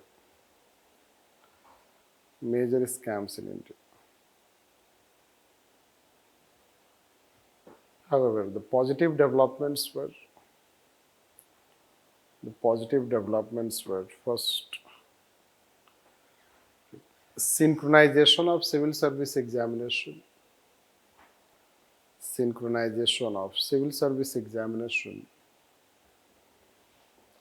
services examination. Synchronization of civil services examination, known as CSAT. Next, telecom revolution and computerization. Computerization.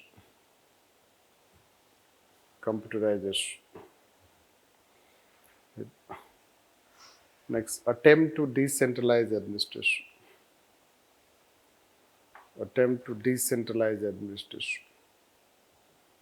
That's right. Phase 3, 1991 to 2010. This phase can be considered also a phase of radical reforms. Phase of radical reforms.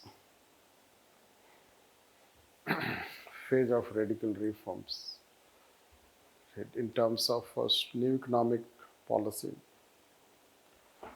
73rd, 74th Amendment Act. RTI e-governance.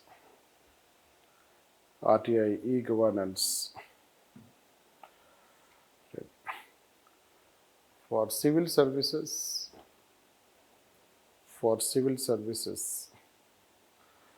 some reforms like recruitment training were introduced like 2011 CSAT was introduced. 2012, National Training Policy was introduced. National Training Policy was introduced.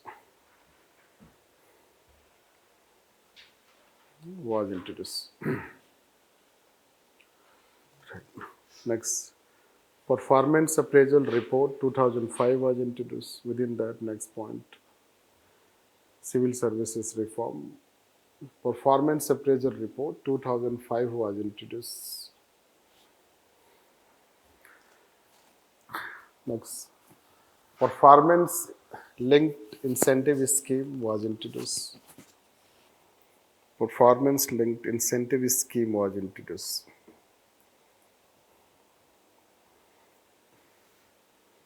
Hence, government was trying to make civil services performance oriented.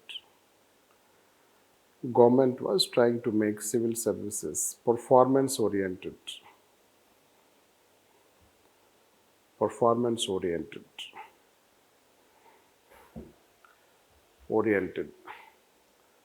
For which foundation was laid down.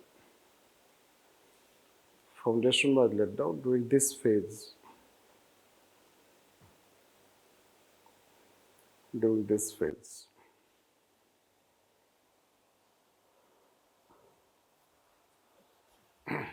However, by and large, reforms were more related to first, economic reforms, second, financial sector reforms, next, regulatory reforms,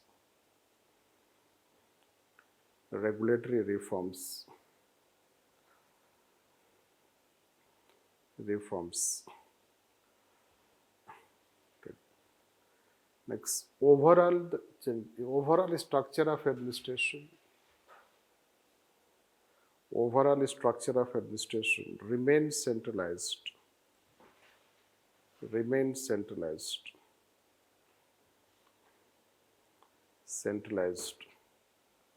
And bureaucracy did not have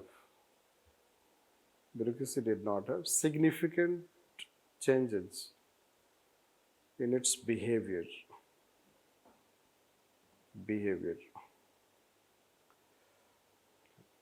At the same time, new issues and challenges emerged,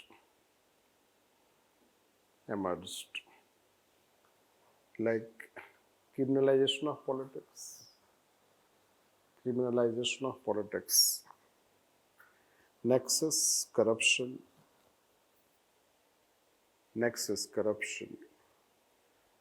cyber security threats.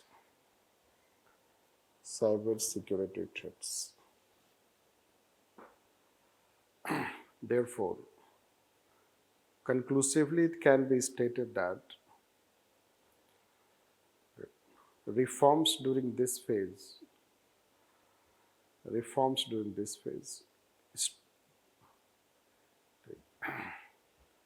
try to first create a new structure of administration.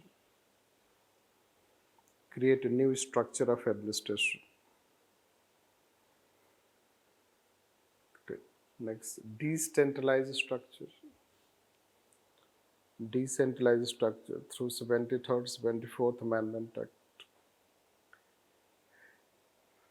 Next, make civil services performance oriented.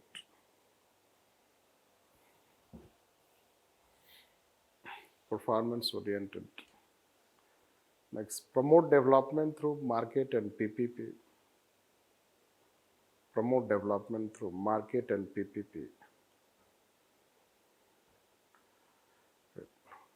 Make administration more accountable. Through good governance. Like RTI Citizen Charter,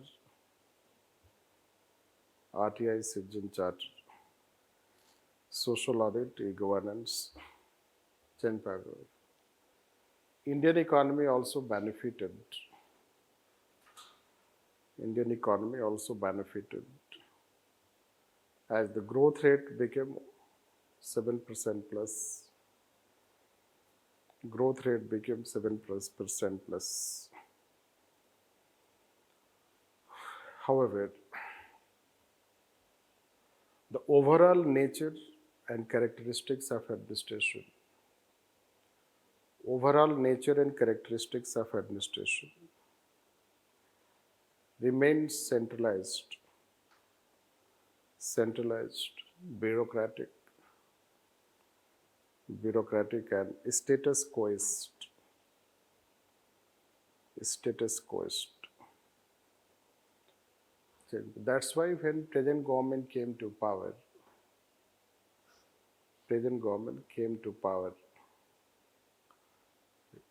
power in 2014,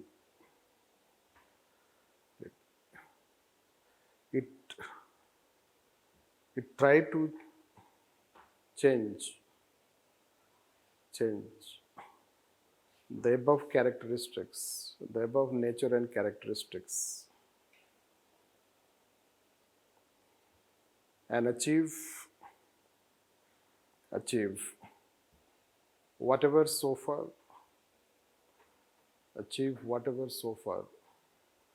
governments fail to achieve.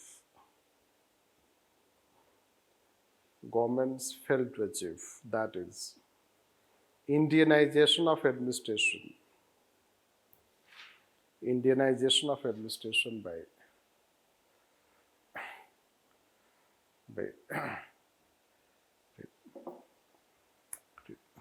dismantling its colonial outlook.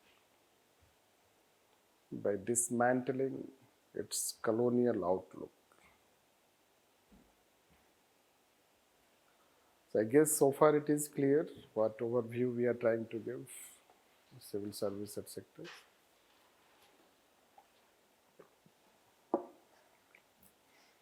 So basically already there's a the UPA tenure, Vajpayee time, or let's say कि 90s to 2014 they tried to bring change. ऐसा नहीं कि उन्होंने change करने की कोशिश नहीं किया है.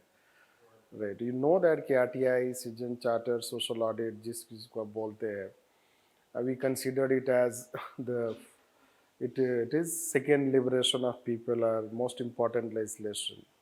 ऐसा नहीं कि उन्होंने कोशिश नहीं की, ये जानना जरूरी है. नहीं तो होता क्या है कि बच्चे जो आंसर्स लिखते हैं उनको भी लगता है कि इंडिया 2014 से ही शुरू हुआ है. वो तो पॉलिटिक्स के लिए शुरू हुआ है.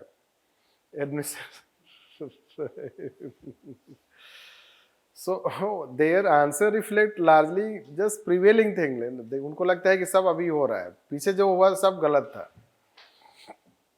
बट ऐसे नहीं कह सकते हैं, right? Otherwise it is not, let's say that कि rational, balance. The changes we tried, let's say given कि राजीव गांधी ने भी कोशिश किया, सब लोगों ने, वो सारे निटी ग्रिटी आपको इतना डिटेल नहीं बताया जा सकता है. राइट, चूंकि जनरल स्टडीज जीएस में जनरल स्टडीज है तो you can not know, but nitty gritty details में अगर आप जाओगे तो हर प्राइम मिनिस्टर के टाइम में कुछ ना कुछ उन्होंने किया है. This and it has its से, राइट, लाइक कि राजीव गांधी ने ही शुरू किया था ट्रेनिंग, उनके टाइम पे शुरू हुआ. मिनिस्ट्री ऑफ पर्सनल उन्हीं के टाइम पे इस्टेब्लिश हुआ. Ministry of HRD also establish होता है. ठीक है, तो ये सब बहुत सारी चीज़ें होती हैं जो गवर्नमेंट्स करती है. But we have to tell you very general thing कि एक जनरल ओवरव्यू आपको होना जानना है. तो गवर्नमेंट स्टार्टेड, जैसे कि आप बोलते हैं performance link incentive scheme civil servants के लिए. आपको पता है सिविल सर्वेंट के लिए परफॉर्मेंस लिंक इंसेंटिव स्कीम है which started in 2011. If government sets the objectives and 100% to achieve that, so the 100% of your basic pay is the incentive. This. That is how, please, performance linked incentive scheme. That was started in 2011. This. Then you find we have told RTI, citizen charter, civil service reforms, Then performance appraisal, because you cannot have performance linked incentive scheme without performance appraisal. That standard will also change, which present government has continued with digitalization. This. So there were attempts to change. 73rd, 74th amendment was brought, another radical aspect. This is how. But largely let's say कि we do not see कि चलो आप road से जा रहे हो, ठीक है, तो आपको कुछ दूर रोड जो है बहुत अच्छा है, राइट, और उसके बाद मान लो पता ही कैसा रोड होता है, तो then you will not tell कि रोड इज गुड. ओवरऑल जो कैरेक्टरिस्टिक्स है, तो ओवरऑल कैरेक्टरिस्टिक्स ये है कि कुछ हाईवेज बहुत अच्छे हैं, बट बहुत जगह ऐसा है कि हाईवेज का कनेक्टिविटी नहीं है. This you should know that. So government has, this is how I sarcastically say that, कि if you go to, let's say go by flight to Varanasi, right, और आपने मान लो गलती से कोई पीछे वाला रूट ले लिया एयरपोर्ट के, दिस, तो आपकी कार पलट भी सकती है, ऐसा रोड है. मैं गया हूं इसलिए बोल रहा हूं. ठीक है. So the question is, once I had experience, तो the कार वाला took a short route, ताकि जल्दी, मतलब to cut short this distance, and then the road is so that कि it seems right. Anyhow, so state level roads have not improved in all states, isn't it? तो overall आपका experience क्या होगा? Overall ये होगा कि दिल्ली से आप पहुंच जाओगे इलाहाबाद, वहां से जाने में आपको रेट उतना ही टाइम लगेगा जितना टाइम यहाँ से इलाहाबाद जाने में लगा था. So nature and characteristics, let's say, so if some works are done efficiently, that does not mean it is the rule. We have taught you citizen charter also, right? सारे सब कुछ तो है ये सब, फिर भी you know that कि the attitude of the administration, right? So attitude of administration आपको तब देखने को मिलता है जब कुछ होता है, कैसे बिहेव करता है, राइट, एंड तब वो अपना वाला दिखाता है, बस, कि क्या है administration, right, bye beating people, shooting people, killing people, torturing people, अभी वो सारा कल्चर है, बस. तो देन यू से it is a colonial outlook. तब आप बोलते हो कि ये कॉलोनियल आउटलुक है, राइट. और किसने बोला है? वो भी चीफ जस्टिस ने बोला कि the violation of human rights, the main centre of violation of human right is police station.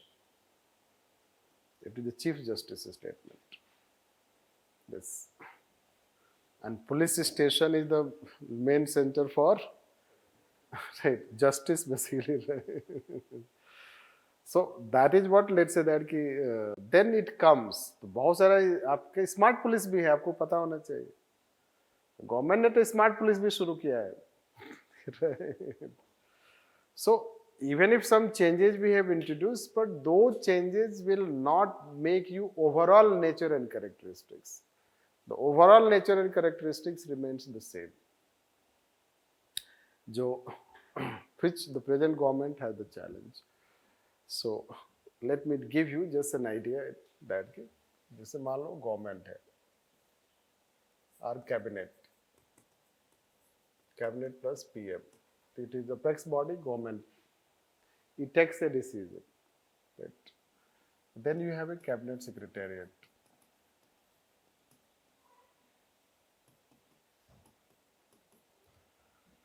इसका रिस्पॉन्सिबिलिटी है कि कैबिनेट के कोई भी डिसीजन हो वो एग्जीक्यूट हो, बस. और ये कैसे, किससे बात करेगी, किसको कंटिन्यू रहेगी? Basically it is link to central secretariat.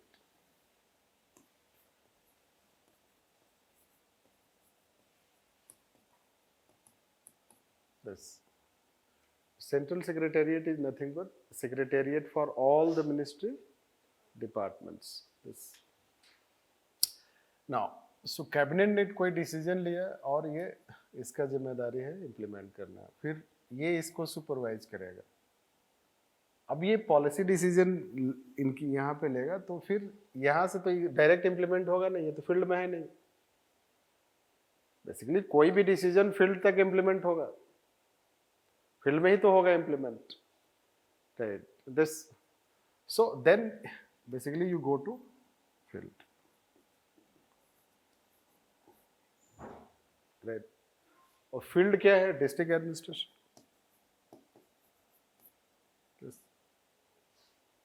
Field तो वहीं आके सेंट्रल गवर्नमेंट के लिए स्टॉप होता है, district administration. This is how it is. Now central secretariat can not directly communicate with DM, तो इनको एक इंटरमीडिएरी ऑफिस सेट करना पड़ता है.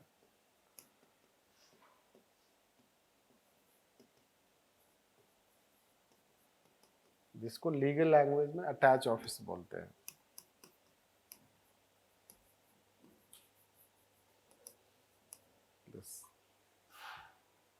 This is how it is.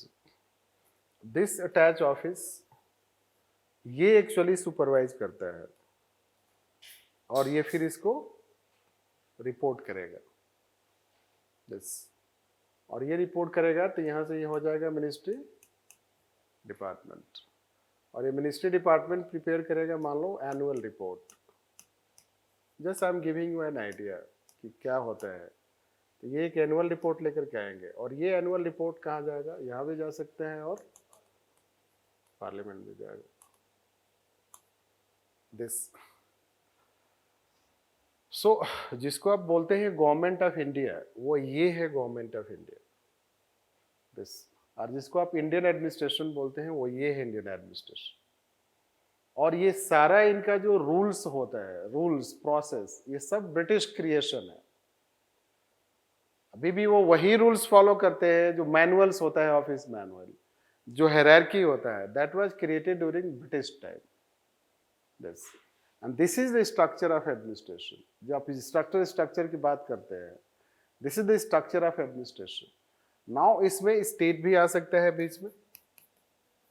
State is also connected, and further state is connected with this. The state also comes, plus village level you can see. Yes. Now let's take that कि there is Ministry of Rural Development. Yes. And they have taken any scheme, let's say कि MNREGA.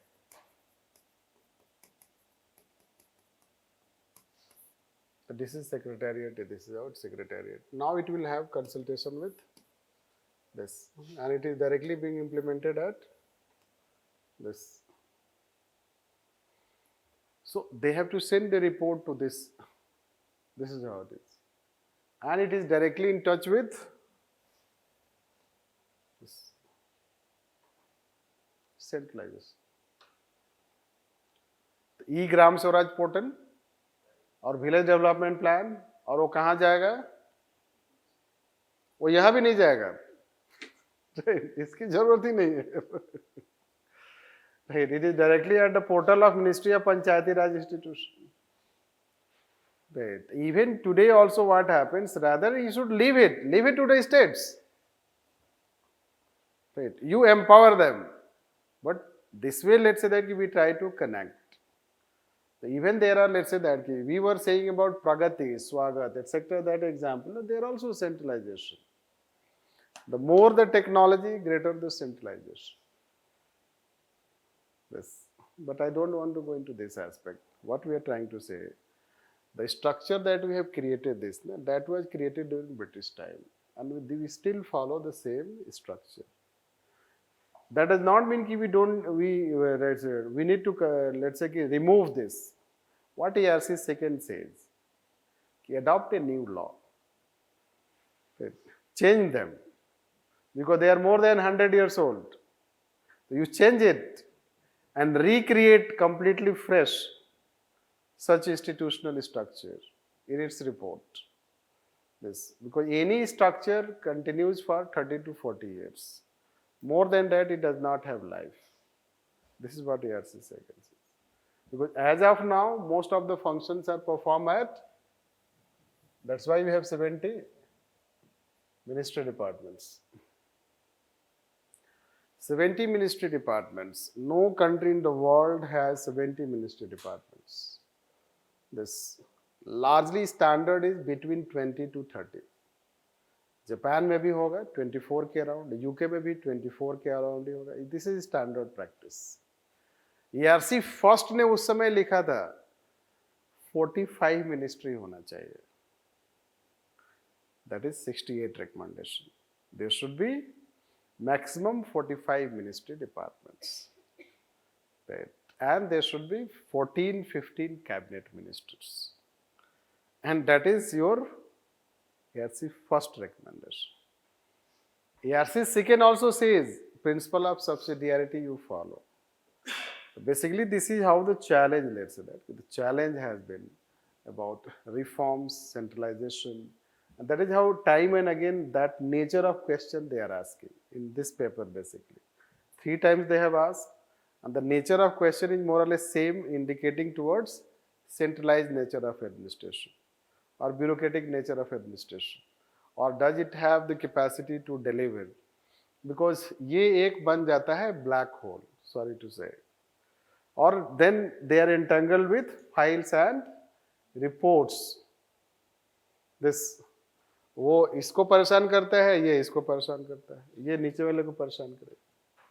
This और बीच में जो politics होगा वो सबको परेशान करेगा. This means तो उनका एक अपना ही वर्ल्ड है. They are living in a their own world of this rules, process, procedures, this report, that report. This is more of paperwork. This as I gave the example, किसी police वाले का हमने बोला, right? The police wala example, isn't it? 200 they get cycle allowance, and if any day jeep has, let's say that ki more consumption of diesel or petrol, and there is any repair work, you have to write a report, send to the district, then it will approve it. It takes time.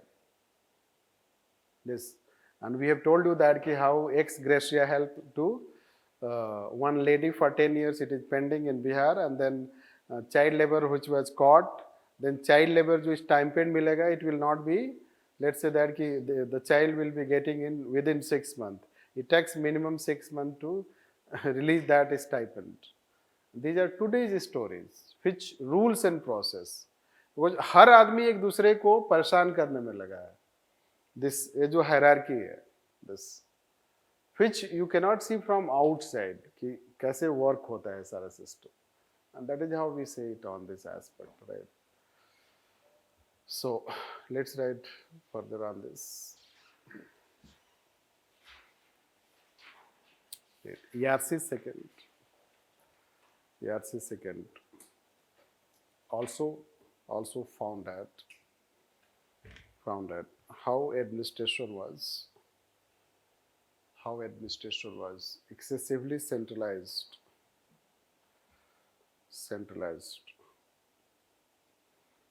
and structure had become outdated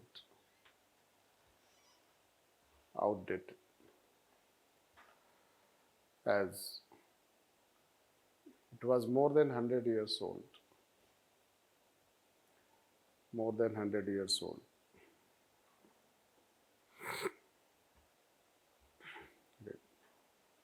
For instance, IPC, CRPC,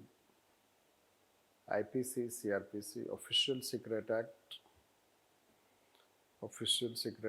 Indian Police Act are the legal framework for administration, and they are more than 100 years old.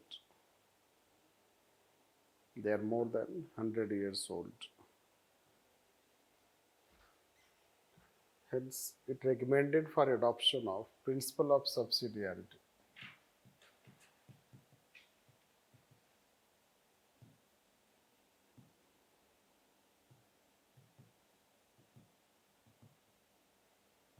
Principle of subsidiarity. That power should belong to where it is needed most.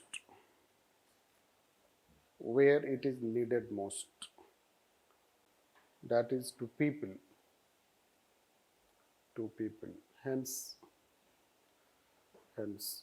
government should devolve its powers to people. It should focus on major roles.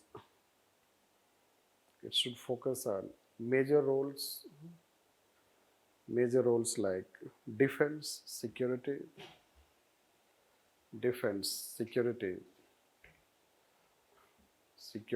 foreign relations, digitalization, infrastructure, planning and development,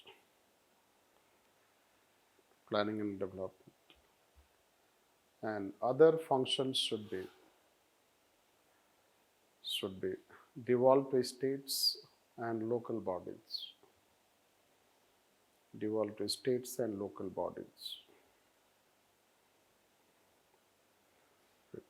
For which it recommended systemic reforms.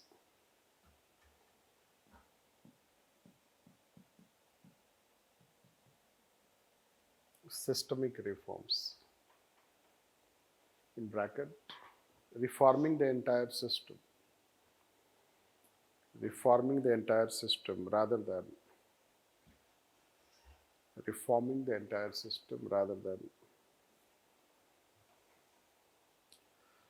one or two sectors.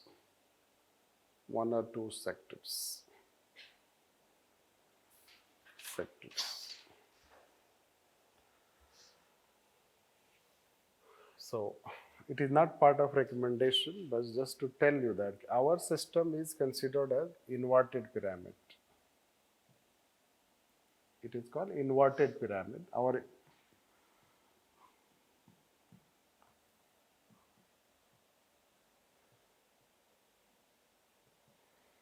structure of administration is inverted pyramid. Inverted pyramid means there are more people to give direction for work, less people to execute work. Yes. And 2014 का newspaper का जो analysis है कि there are 5 persons and giving order for one person.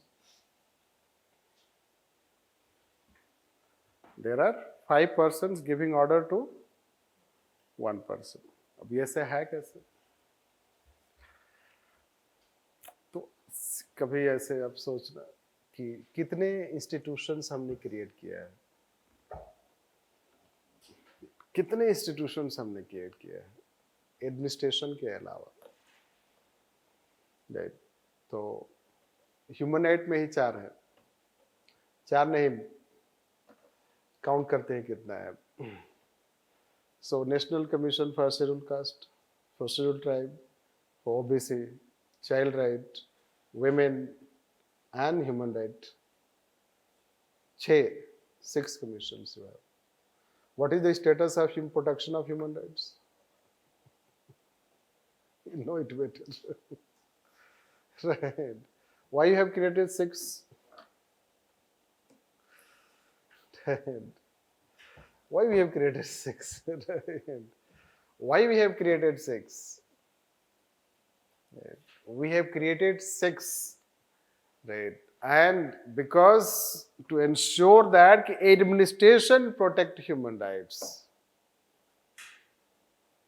ठीक है, इसलिए कि human right violate कौन करेगा? Administration, right? हम और आप करेंगे तो उसके लिए वो है नहीं, राइट? वो तो एडमिनिस्ट्रेशन के लिए है, कहीं FIR फाइल नहीं हुआ, राइट? किसी शेड्यूल ट्राइब को अरेस्ट कर लिया, right? This. So basically these are all trying to basically what they have to do. They have to ensure कि administration is able to work properly. ऐसे हो गया. अब एंटी करप्शन इंस्टीट्यूशन काउंट कर लो, Lokpal, CBI, CVC, बस ये तो हो गए मान लो ट्रेडिशनल टाइम के. जो डॉर्मेंट थे वो आजकल एक्टिव हो गए हैं. Narcotics control bureau, enforcement directorate, और इनका सारे लोगों का काम क्या है? ईडी का काम पता ही है क्या करती है. So if you count, let's say that institutions, like you parallel institutions you have created, then parallel institutions, this plus then let's count people working at the higher and middle level. I was saying this middle and higher level.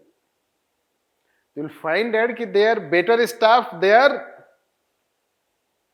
They do not have a staff at all. This. So if you have higher level bodies, they are better staff, means staff, more staff, although they have also problem. So basically it results into a kind of, this is, I'll find this inverted pyramid. And more people you have to supervise, less people to work. And it is also because more and more work you are controlling at national level. This. So what we have to do is, this subsidiarity will create this pyramid structure. This is how it will make it pyramid, let's say that. That way it is not, this pyramid has a negative connotation because it gives it is a symbol of centralization of power. But that way we are not talking. We are talking in terms of number of staff, let's say that. Number of agencies, let's say that. So you have created more agency towards top, less this, because that results into concentration of powers. That is how it is saying make it this pyramid rather than inverted pyramid. Anyhow, so this is what, just be aware that there is a concept of principle of subsidiarity. And it is being followed in, let's say, when any concept is taught, so certainly it may be in practice. But since in GS, in every topic, we don't have to tell you comparative aspect. So that results into a narrow knowledge. This, but it is being followed, let's say that most of the countries have, let's say that principle of subsidiarity in the sense that they are trying to decentralize powers to local bodies. More and more, let's say, rather than to go on and have the power in their hand. This. We are excessively centralized because as I tell you that कि एक police का भी जो है transfer करना है तो उसमें भी एक मिनिस्टर इन्वॉल्व होता है. दिस मतलब डिस्ट्रिक्ट लेवल का भी ट्रांसफर जो है वो डिस्ट्रिक्ट मजिस्ट्रेट और एसपी और other functionary they can not do. एक डिस्ट्रिक्ट हॉस्पिटल को भी मैनेज करना है तो उसमें भी सीएमओ का कोई ऑटोनॉमी नहीं है. That he is not free to manage them. This. So when a CMO is not able to manage the hospital, run the hospital, so how you will run the hospital? In that also it is the government involved. That is called control. You are not managing, you are controlling. This. So that is how we say this. Let's write out reforms since 2014.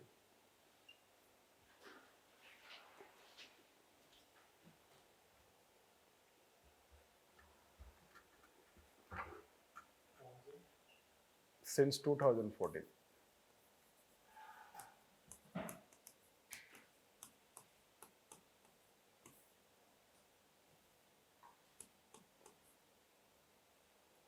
So let's write this. The present government since 2014, under the philosophy of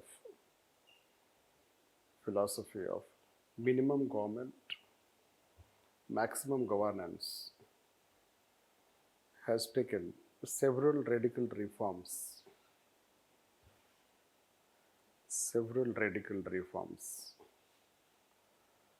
Reforms like first GST, next IBC, next restructuring, programs and schemes, like Digital India.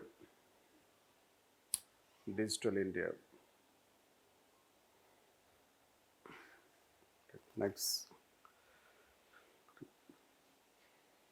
merger of railway budget with general budget,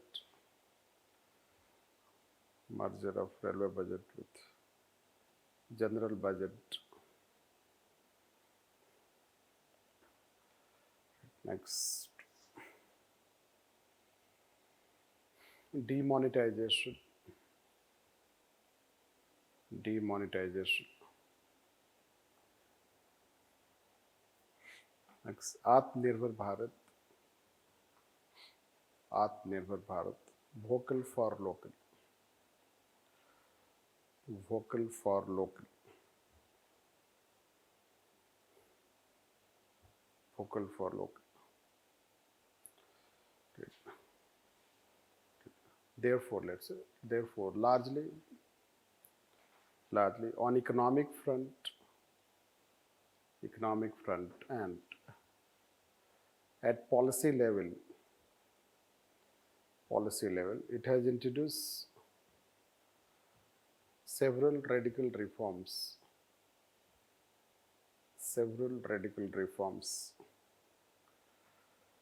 including creation of Niti Aayog, replacing Planning Commission.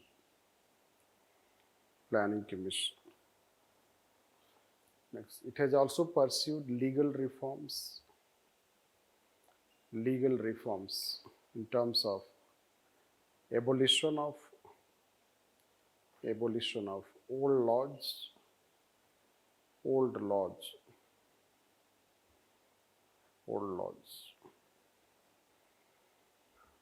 which have helped breaking of bottlenecks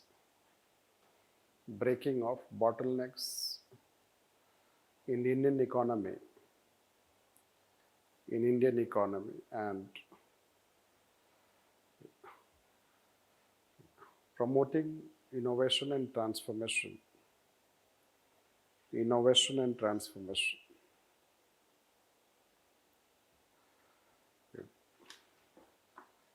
It has introduced some innovative policies through redesign of policies,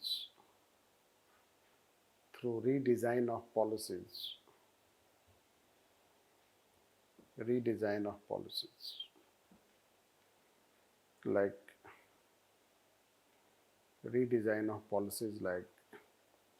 public-private partnership, next, housing for all, Amrut Rural Mission, Amrut capital AMRUT, Rural Mission, RURAB mission. Next, Swachh Bharat Mission, Jam Trinity.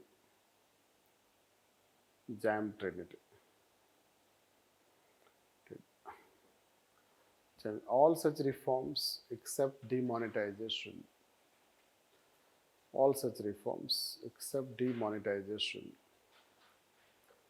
Have also given positive results.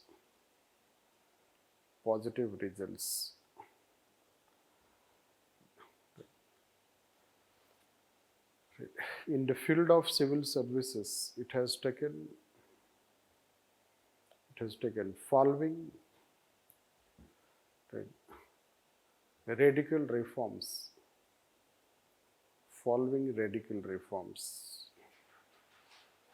First, new cadre allocation policy, 2017. New cadre allocation policy, 2017. Next, a new empanelment system. New empanelment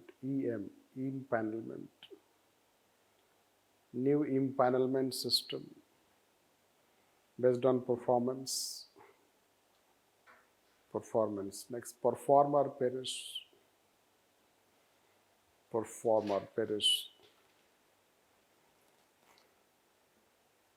Next, sparrow probity and solve.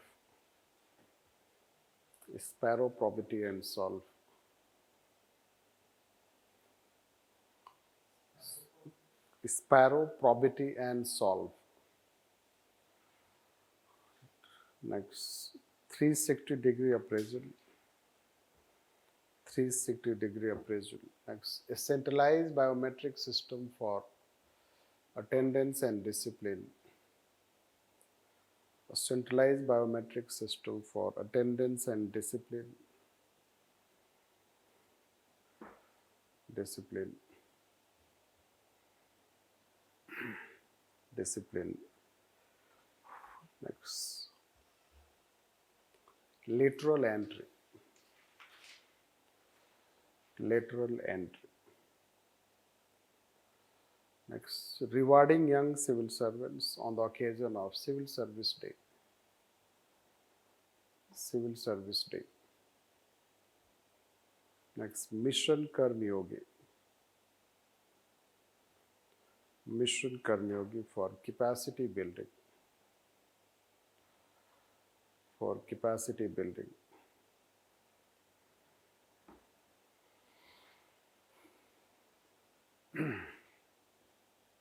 Right. So this is what we'll find. These are some right important. Right. So far, they have not asked sectoral, let's say, such things. Let's say these things have been taken, but PSC has not asked so far in paper second. It shows that they will not ask this sectoral, although we cannot guarantee they will not ask. Right. But there can be a question on a specific initiative, if at all, but we don't expect since trend is not there. Rather, they are asking general way. Although we are expecting a question on lateral entry. Today or tomorrow, a question on lateral entry will be asked. This. In brief, we will tell you each and every one, just in brief. This is the approach will be. Right. So let's take one by one, right? This cadre allocation.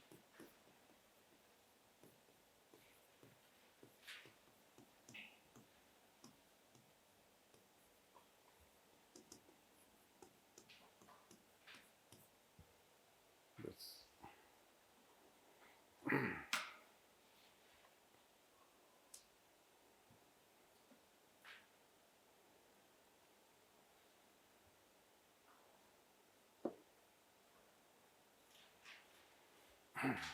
See, basic the idea is they want to promote all India outlook.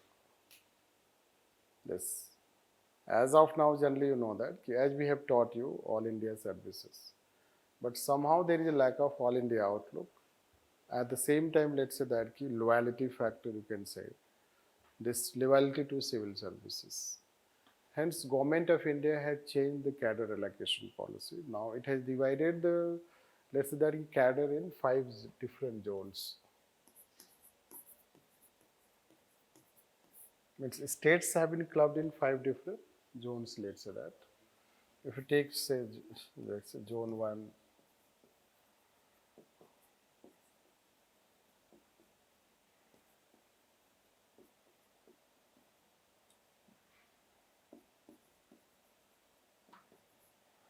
then they will have states, let's say that, states. State 1, state 2, as like this. Same thing they will follow.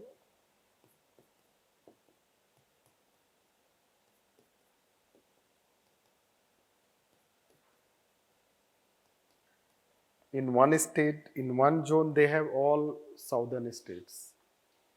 Right. In one zone, they have all northeast states. This. That way, let's say. So, suppose this is all southern states.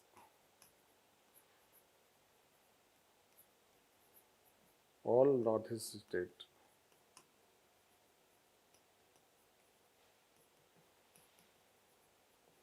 In one zone, you will find Gujarat also, Maharashtra, Chhattisgarh also, and no. I guess ki Madhya Pradesh, it will be like this. Now, what we have to do is, what we have to do basically, that first you have to give zone wise preference. You can keep this 5 as first, this. You can keep first as second, you can keep fourth, first as second, fourth as third, and third as fourth. So then second as, it is not in order, you can set in your order. First you have to give zone preference, this.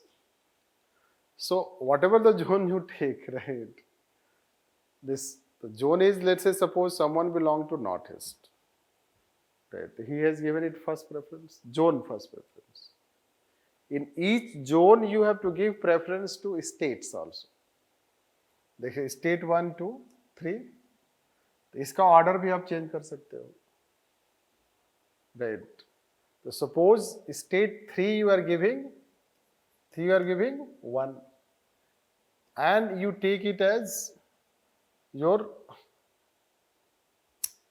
second zone. If you say, let's say 5 wala example we are giving, the 5 we are giving as first zone preference first, and in this, let's say state 3 you are taking it 1. In each zone, let's say in this zone, state 3 you are taking it as 1. Hence it is your first preferred state, and then they will not go for second preferred state in this. Right. In each state, first they will see the zone preference. After this, they will go to what is your second zone, and in second zone, what is your first preference. This. So this here you have third as first preference. In this, what is your first preference? Right. It can be, let's say 1, this. Then what is the third zone? In third zone, what is your first preference? Right. So it can be, let's say fourth one as first preference. In fourth zone, what is your first preference? And in fifth zone, what is your? So this is your order basically. Right. So this order will be like 1, 2, 3, 4. First you will get all a question like this. Are you able to understand? Not able to understand. See, there are 28 states, and there are, let's say that each state may not have its own cadre. There is AIPMT state also. Let's say that each zone has 5 states, right? Each zone has 5 states. So the 5 states you will prefer zone 1, right? Suppose you prefer zone 1. First preference you have given to zone 1. I mean, zone 1 there are 5 states. The 5 states you will have to order. You have to prepare your order, not UPSC. You have to prepare your order. Let's say you give zone 1 first preference. In that first stage is Uttar Pradesh. This. The second state is Bihar. Third is Jharkhand. ऐसे suppose you are giving the preference, right? This is zone 1. Right. Now, while calculating and allocating order, they will not see your second preference.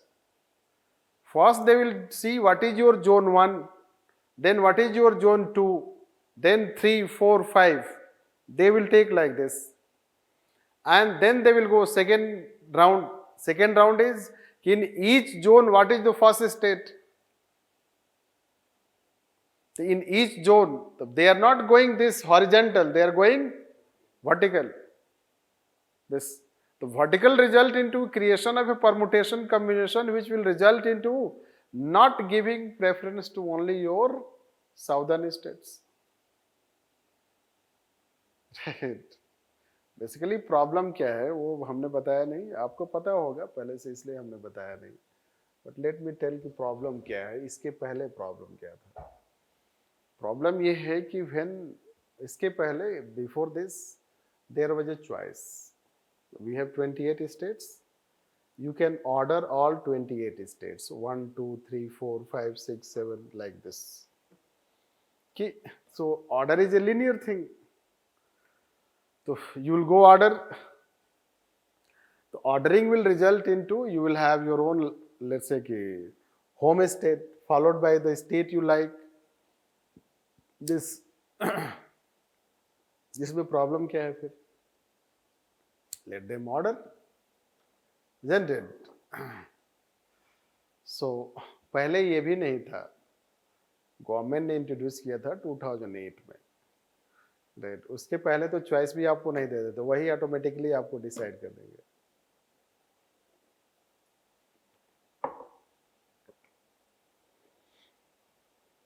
Basically problem is before 2017.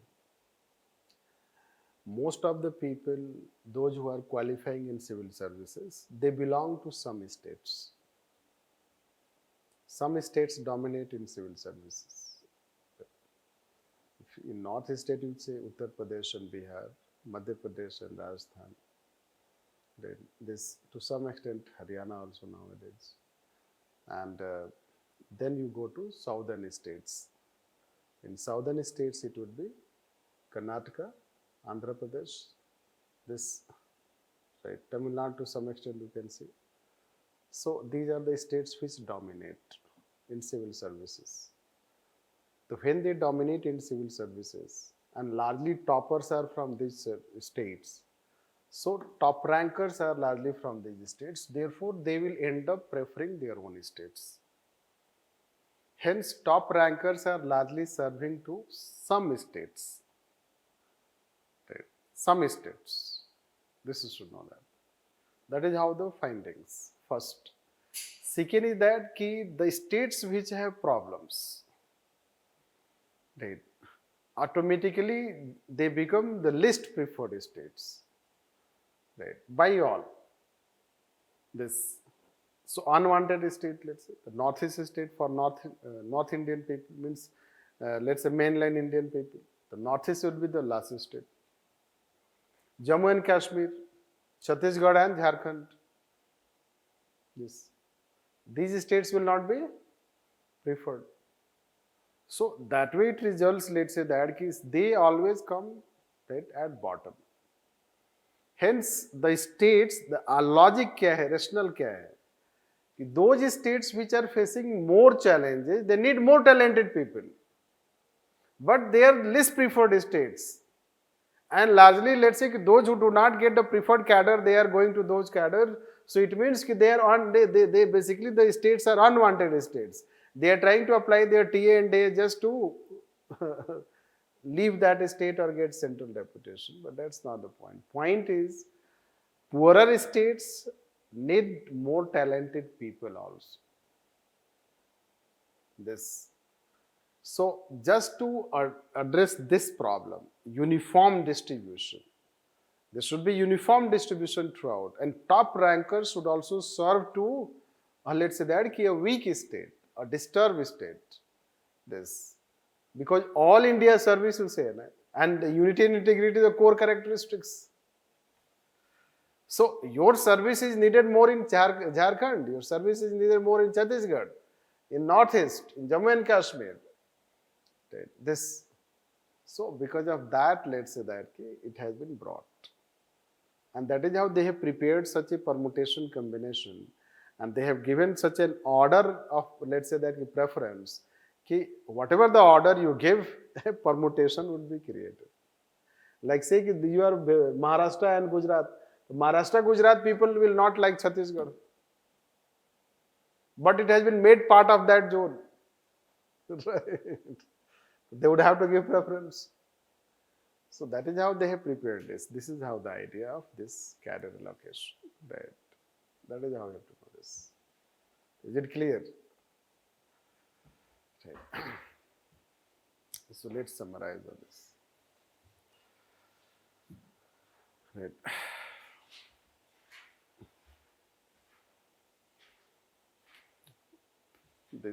The cadre allocation policy has been introduced introduced due to following problems, problems in cadre allocation. Cadre allocation. As per the old policy,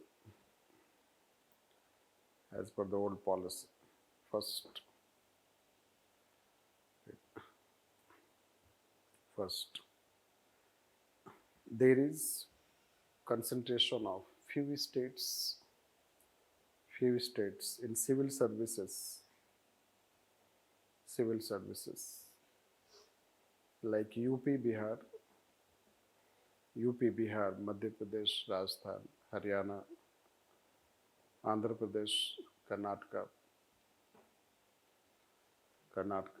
which dominate in civil services.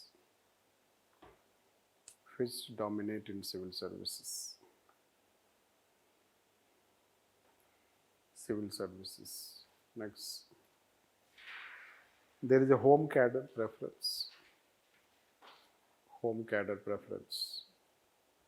which is generally opted by a candidate.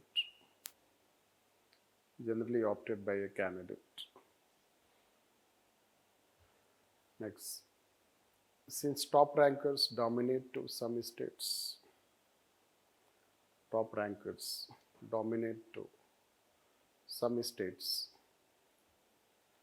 they end up serving only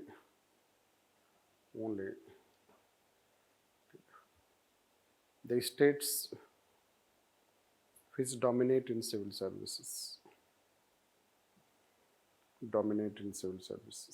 Next, according to studies,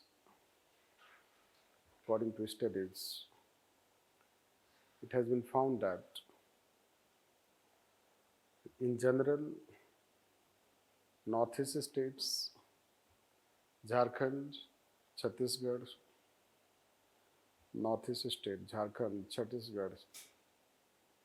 and Jammu and Kashmir were given the least preference.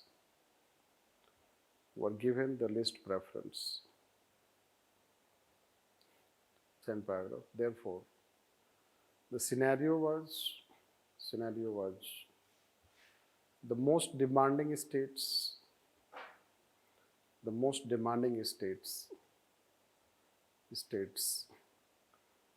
were not only least preferred, but also they ended up getting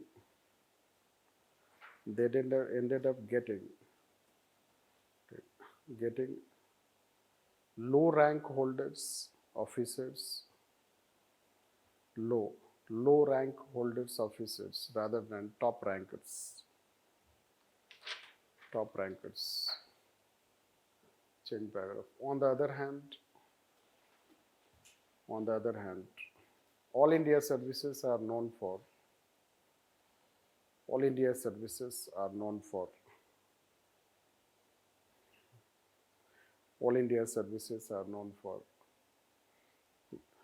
all India character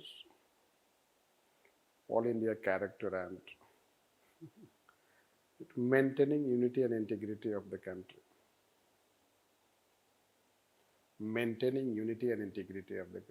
Hence, such practices went against the ethos of all India services.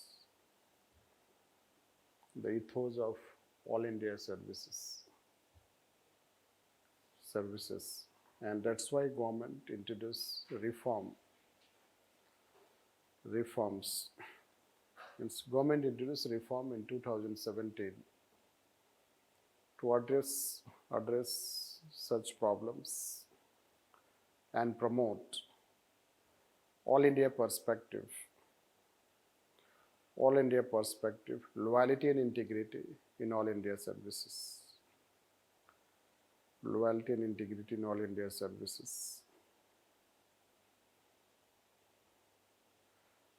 And have a more objective rationing out of a more objective rationing out of all India services personnel, all India services personnel, personnel, PERSONNEL. You can use it, right? Less, no? Personnel is human resource, you can say, top rankers, you can say. So this is how a bit of reform related to this, right? Yes. So in 2020, there was a question that institutional quality Yes, yes. drives the economic Ah, performance. yes, yes, yes. And then the second line was, in this context, suggest reforms to make civil service more democratic. Yes, yes. So how to connect economic reforms, economic performance with the No, no. Someone post, I think that question was posted. Please post that question, 2020 question on civil services. If you actively you are watching. Right. You read out. institutional quality is a crucial driver of economic performance. Right. In this context, suggest reforms in civil services for strengthening democracy. Institutional. Quality is a crucial driver of economic performance. Economic. In this context, suggest reforms in civil services Yes, yes. for strengthening democracy.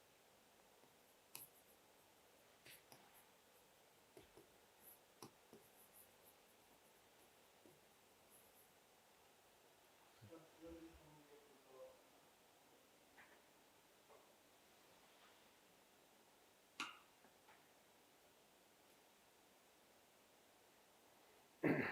Yes. Basically, we have to link first कि इस तरह के question जहाँ भी है, how to answer such question when a statement is first given, and then you have to answer in light of that statement. First, we have to explain the statement, right? This कि how institutional quality is related to economic performance. So you can tell that this, you can talk about administration or civil services, whatever the name you take. Like let's see what they see this. Institutional question, civil service. They have taken the name civil service. So then you can start that the civil services are considered as vital organ of the state, or they perform the vital role in the state in terms of maintaining stability, order, and promoting development and governance. This then you have to link this ki how institutional quality. The civil services in India, so they are responsible for policy making also and policy implementation also. Right. And 90s onwards policy regulation also. This. So because of this role, the performance of any economy depends on their institutional quality, like whether they are more proactive, innovative, and let's say responsive, or they are more status quoist, rule driven, and let's say ki dilatory, means delay oriented. So generally Indian civil services have been criticized for being dilatory, rule driven, which has affected, you can say, ease of doing business, which has affected investment. In fact, bureaucracy or civil services have been considered as impediment in economic development. That is how the first 4 decades happened. That it was more bureaucratic, and then economic development or performance was affected. We had the Hindu growth rate. But 90s onwards, we try to change the bureaucracy, make it more performance oriented. Hence, we improved also like 7%. But that was also not considered adequate. Hence, when present government has come, it is trying to improve it, make it more business oriented, like it has taken some reforms. Some reforms you can take, like say GST reform, then one to civil service related you have to mention. Like perform or perish you can say, performance appraisal we can say, this. So our mission Karmyogi you can say. So we have taken some reforms to make it more qualitative, which is Because bureaucracy innovativeness is responsible for promoting innovation, right? So first you have to explain the statement, that which demands, since they are talking, so we can cover, means we can cover from, let's say, as we have told, first 4 decades, others are not necessarily in general you can write. Civil services are known more for rule driven, status quoist, or let's say it is known for red tapeism rather than performance orientation. This, and when it's, let's say, its role has started changing 19 onwards, so we can see how performance has also improved, but still not to the level of satisfaction. The first part. Then you have to come to second part, that this say that it says that suggest reforms in civil services for strengthening democracy in this context, right? So strengthening democracy, let's say, now we have to see that democracy also, democracy is not only about elections, or democracy is not about also freedom, a democracy in which people have better life, in the democracy in which people have, let's say, that opportunity, let's say economic opportunity. So those things also have democratizing effects on society. This, and because of those, let's say, that those factors, let's say, when bureaucracy is helping in generation of job, bureaucracy is helping in, let's say, creating opportunity, bureaucracy is facilitating economic development, that will also result into greater democratization, because it will have a leveling effects on society, right? When, let's say, that we do not bring economic development, then society is stagnated, rich and poor divide. When there is a rich and poor divide, the resource remains concentrated in few hands. So when resource remains concentrated in few hands, then it is also injustice, it is undemocratic. Like say Oxfam report, it is saying that how resources are concentrated, hence it results into undemocratic. In this bureaucracy, civil services can play a role, because they are responsible for policy execution. And when we are able to, let's say, that reform policies, means execute policies, the way policies are initiated with the objectives, so that will bring structural change. This, which government can bring, means civil services reforms can be brought, and the reforms are more related to, let's give this first is as we have to give stable tenure. This, because civil services, there is a lack of stable tenure. So when they are not having stable tenure, they are not able to perform, they are not able to take initiative, or they are not able to implement it. This is one aspect we can consider, that reform can be taken, stable tenure. Then their posting and transfer, let's say, should happen on the basis of merit. Right? And that we need to create a separate commission, as we told that in the civil service commission. This third aspect of reform is that, let's say, we have a politicization called doctrine of committed bureaucracy. That is, we need to take also reform at state level. As of now, we have taken at union level. The government has introduced performer pairs, but at state level we do not have. State level there is a high level of politicization. So that can be the another aspect. Fourth factor will be lateral entry at state level. You should not have lateral entry only at national level. There should be also performance culture. We are promoting performance culture at national level, but we are not promoting at state level. But that also matters. So you have to write some of the reforms which we have not taken. This. Plus you can take some other reforms also which government has taken, including Mission Karma Yogi. You can also mention to way forward. Mission Karma Yogi, because it is so important. Mission Karma Yogi is the initiative which can transform bureaucracy, that it can become more performance oriented.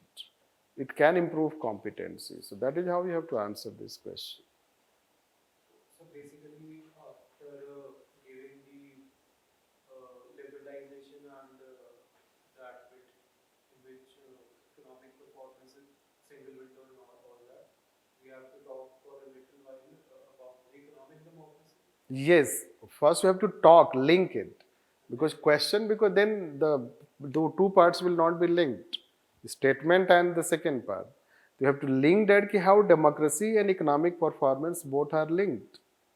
This by basically showing, let's say that how there is inequality in society. But democracy is about equality. Democracy is not only about freedom of expression. It is equity and equality also. Democracy is also about social justice. Right. And these things suffer because bureaucracy has not been able to perform to its potential. Right. So how we can make bureaucracy more performance oriented? If you are able to make bureaucracy more performance oriented, then we will be able to minimize inequity in the society, promote social justice in the society. And that in a way will promote democracy. Okay. So we don't have to write those steps which will make bureaucracy more democratic. Rather, you have to write those steps which can make bureaucracy perform, because the first statement is in the context of economic development. So they are trying to link economic development with democracy. That is how the question.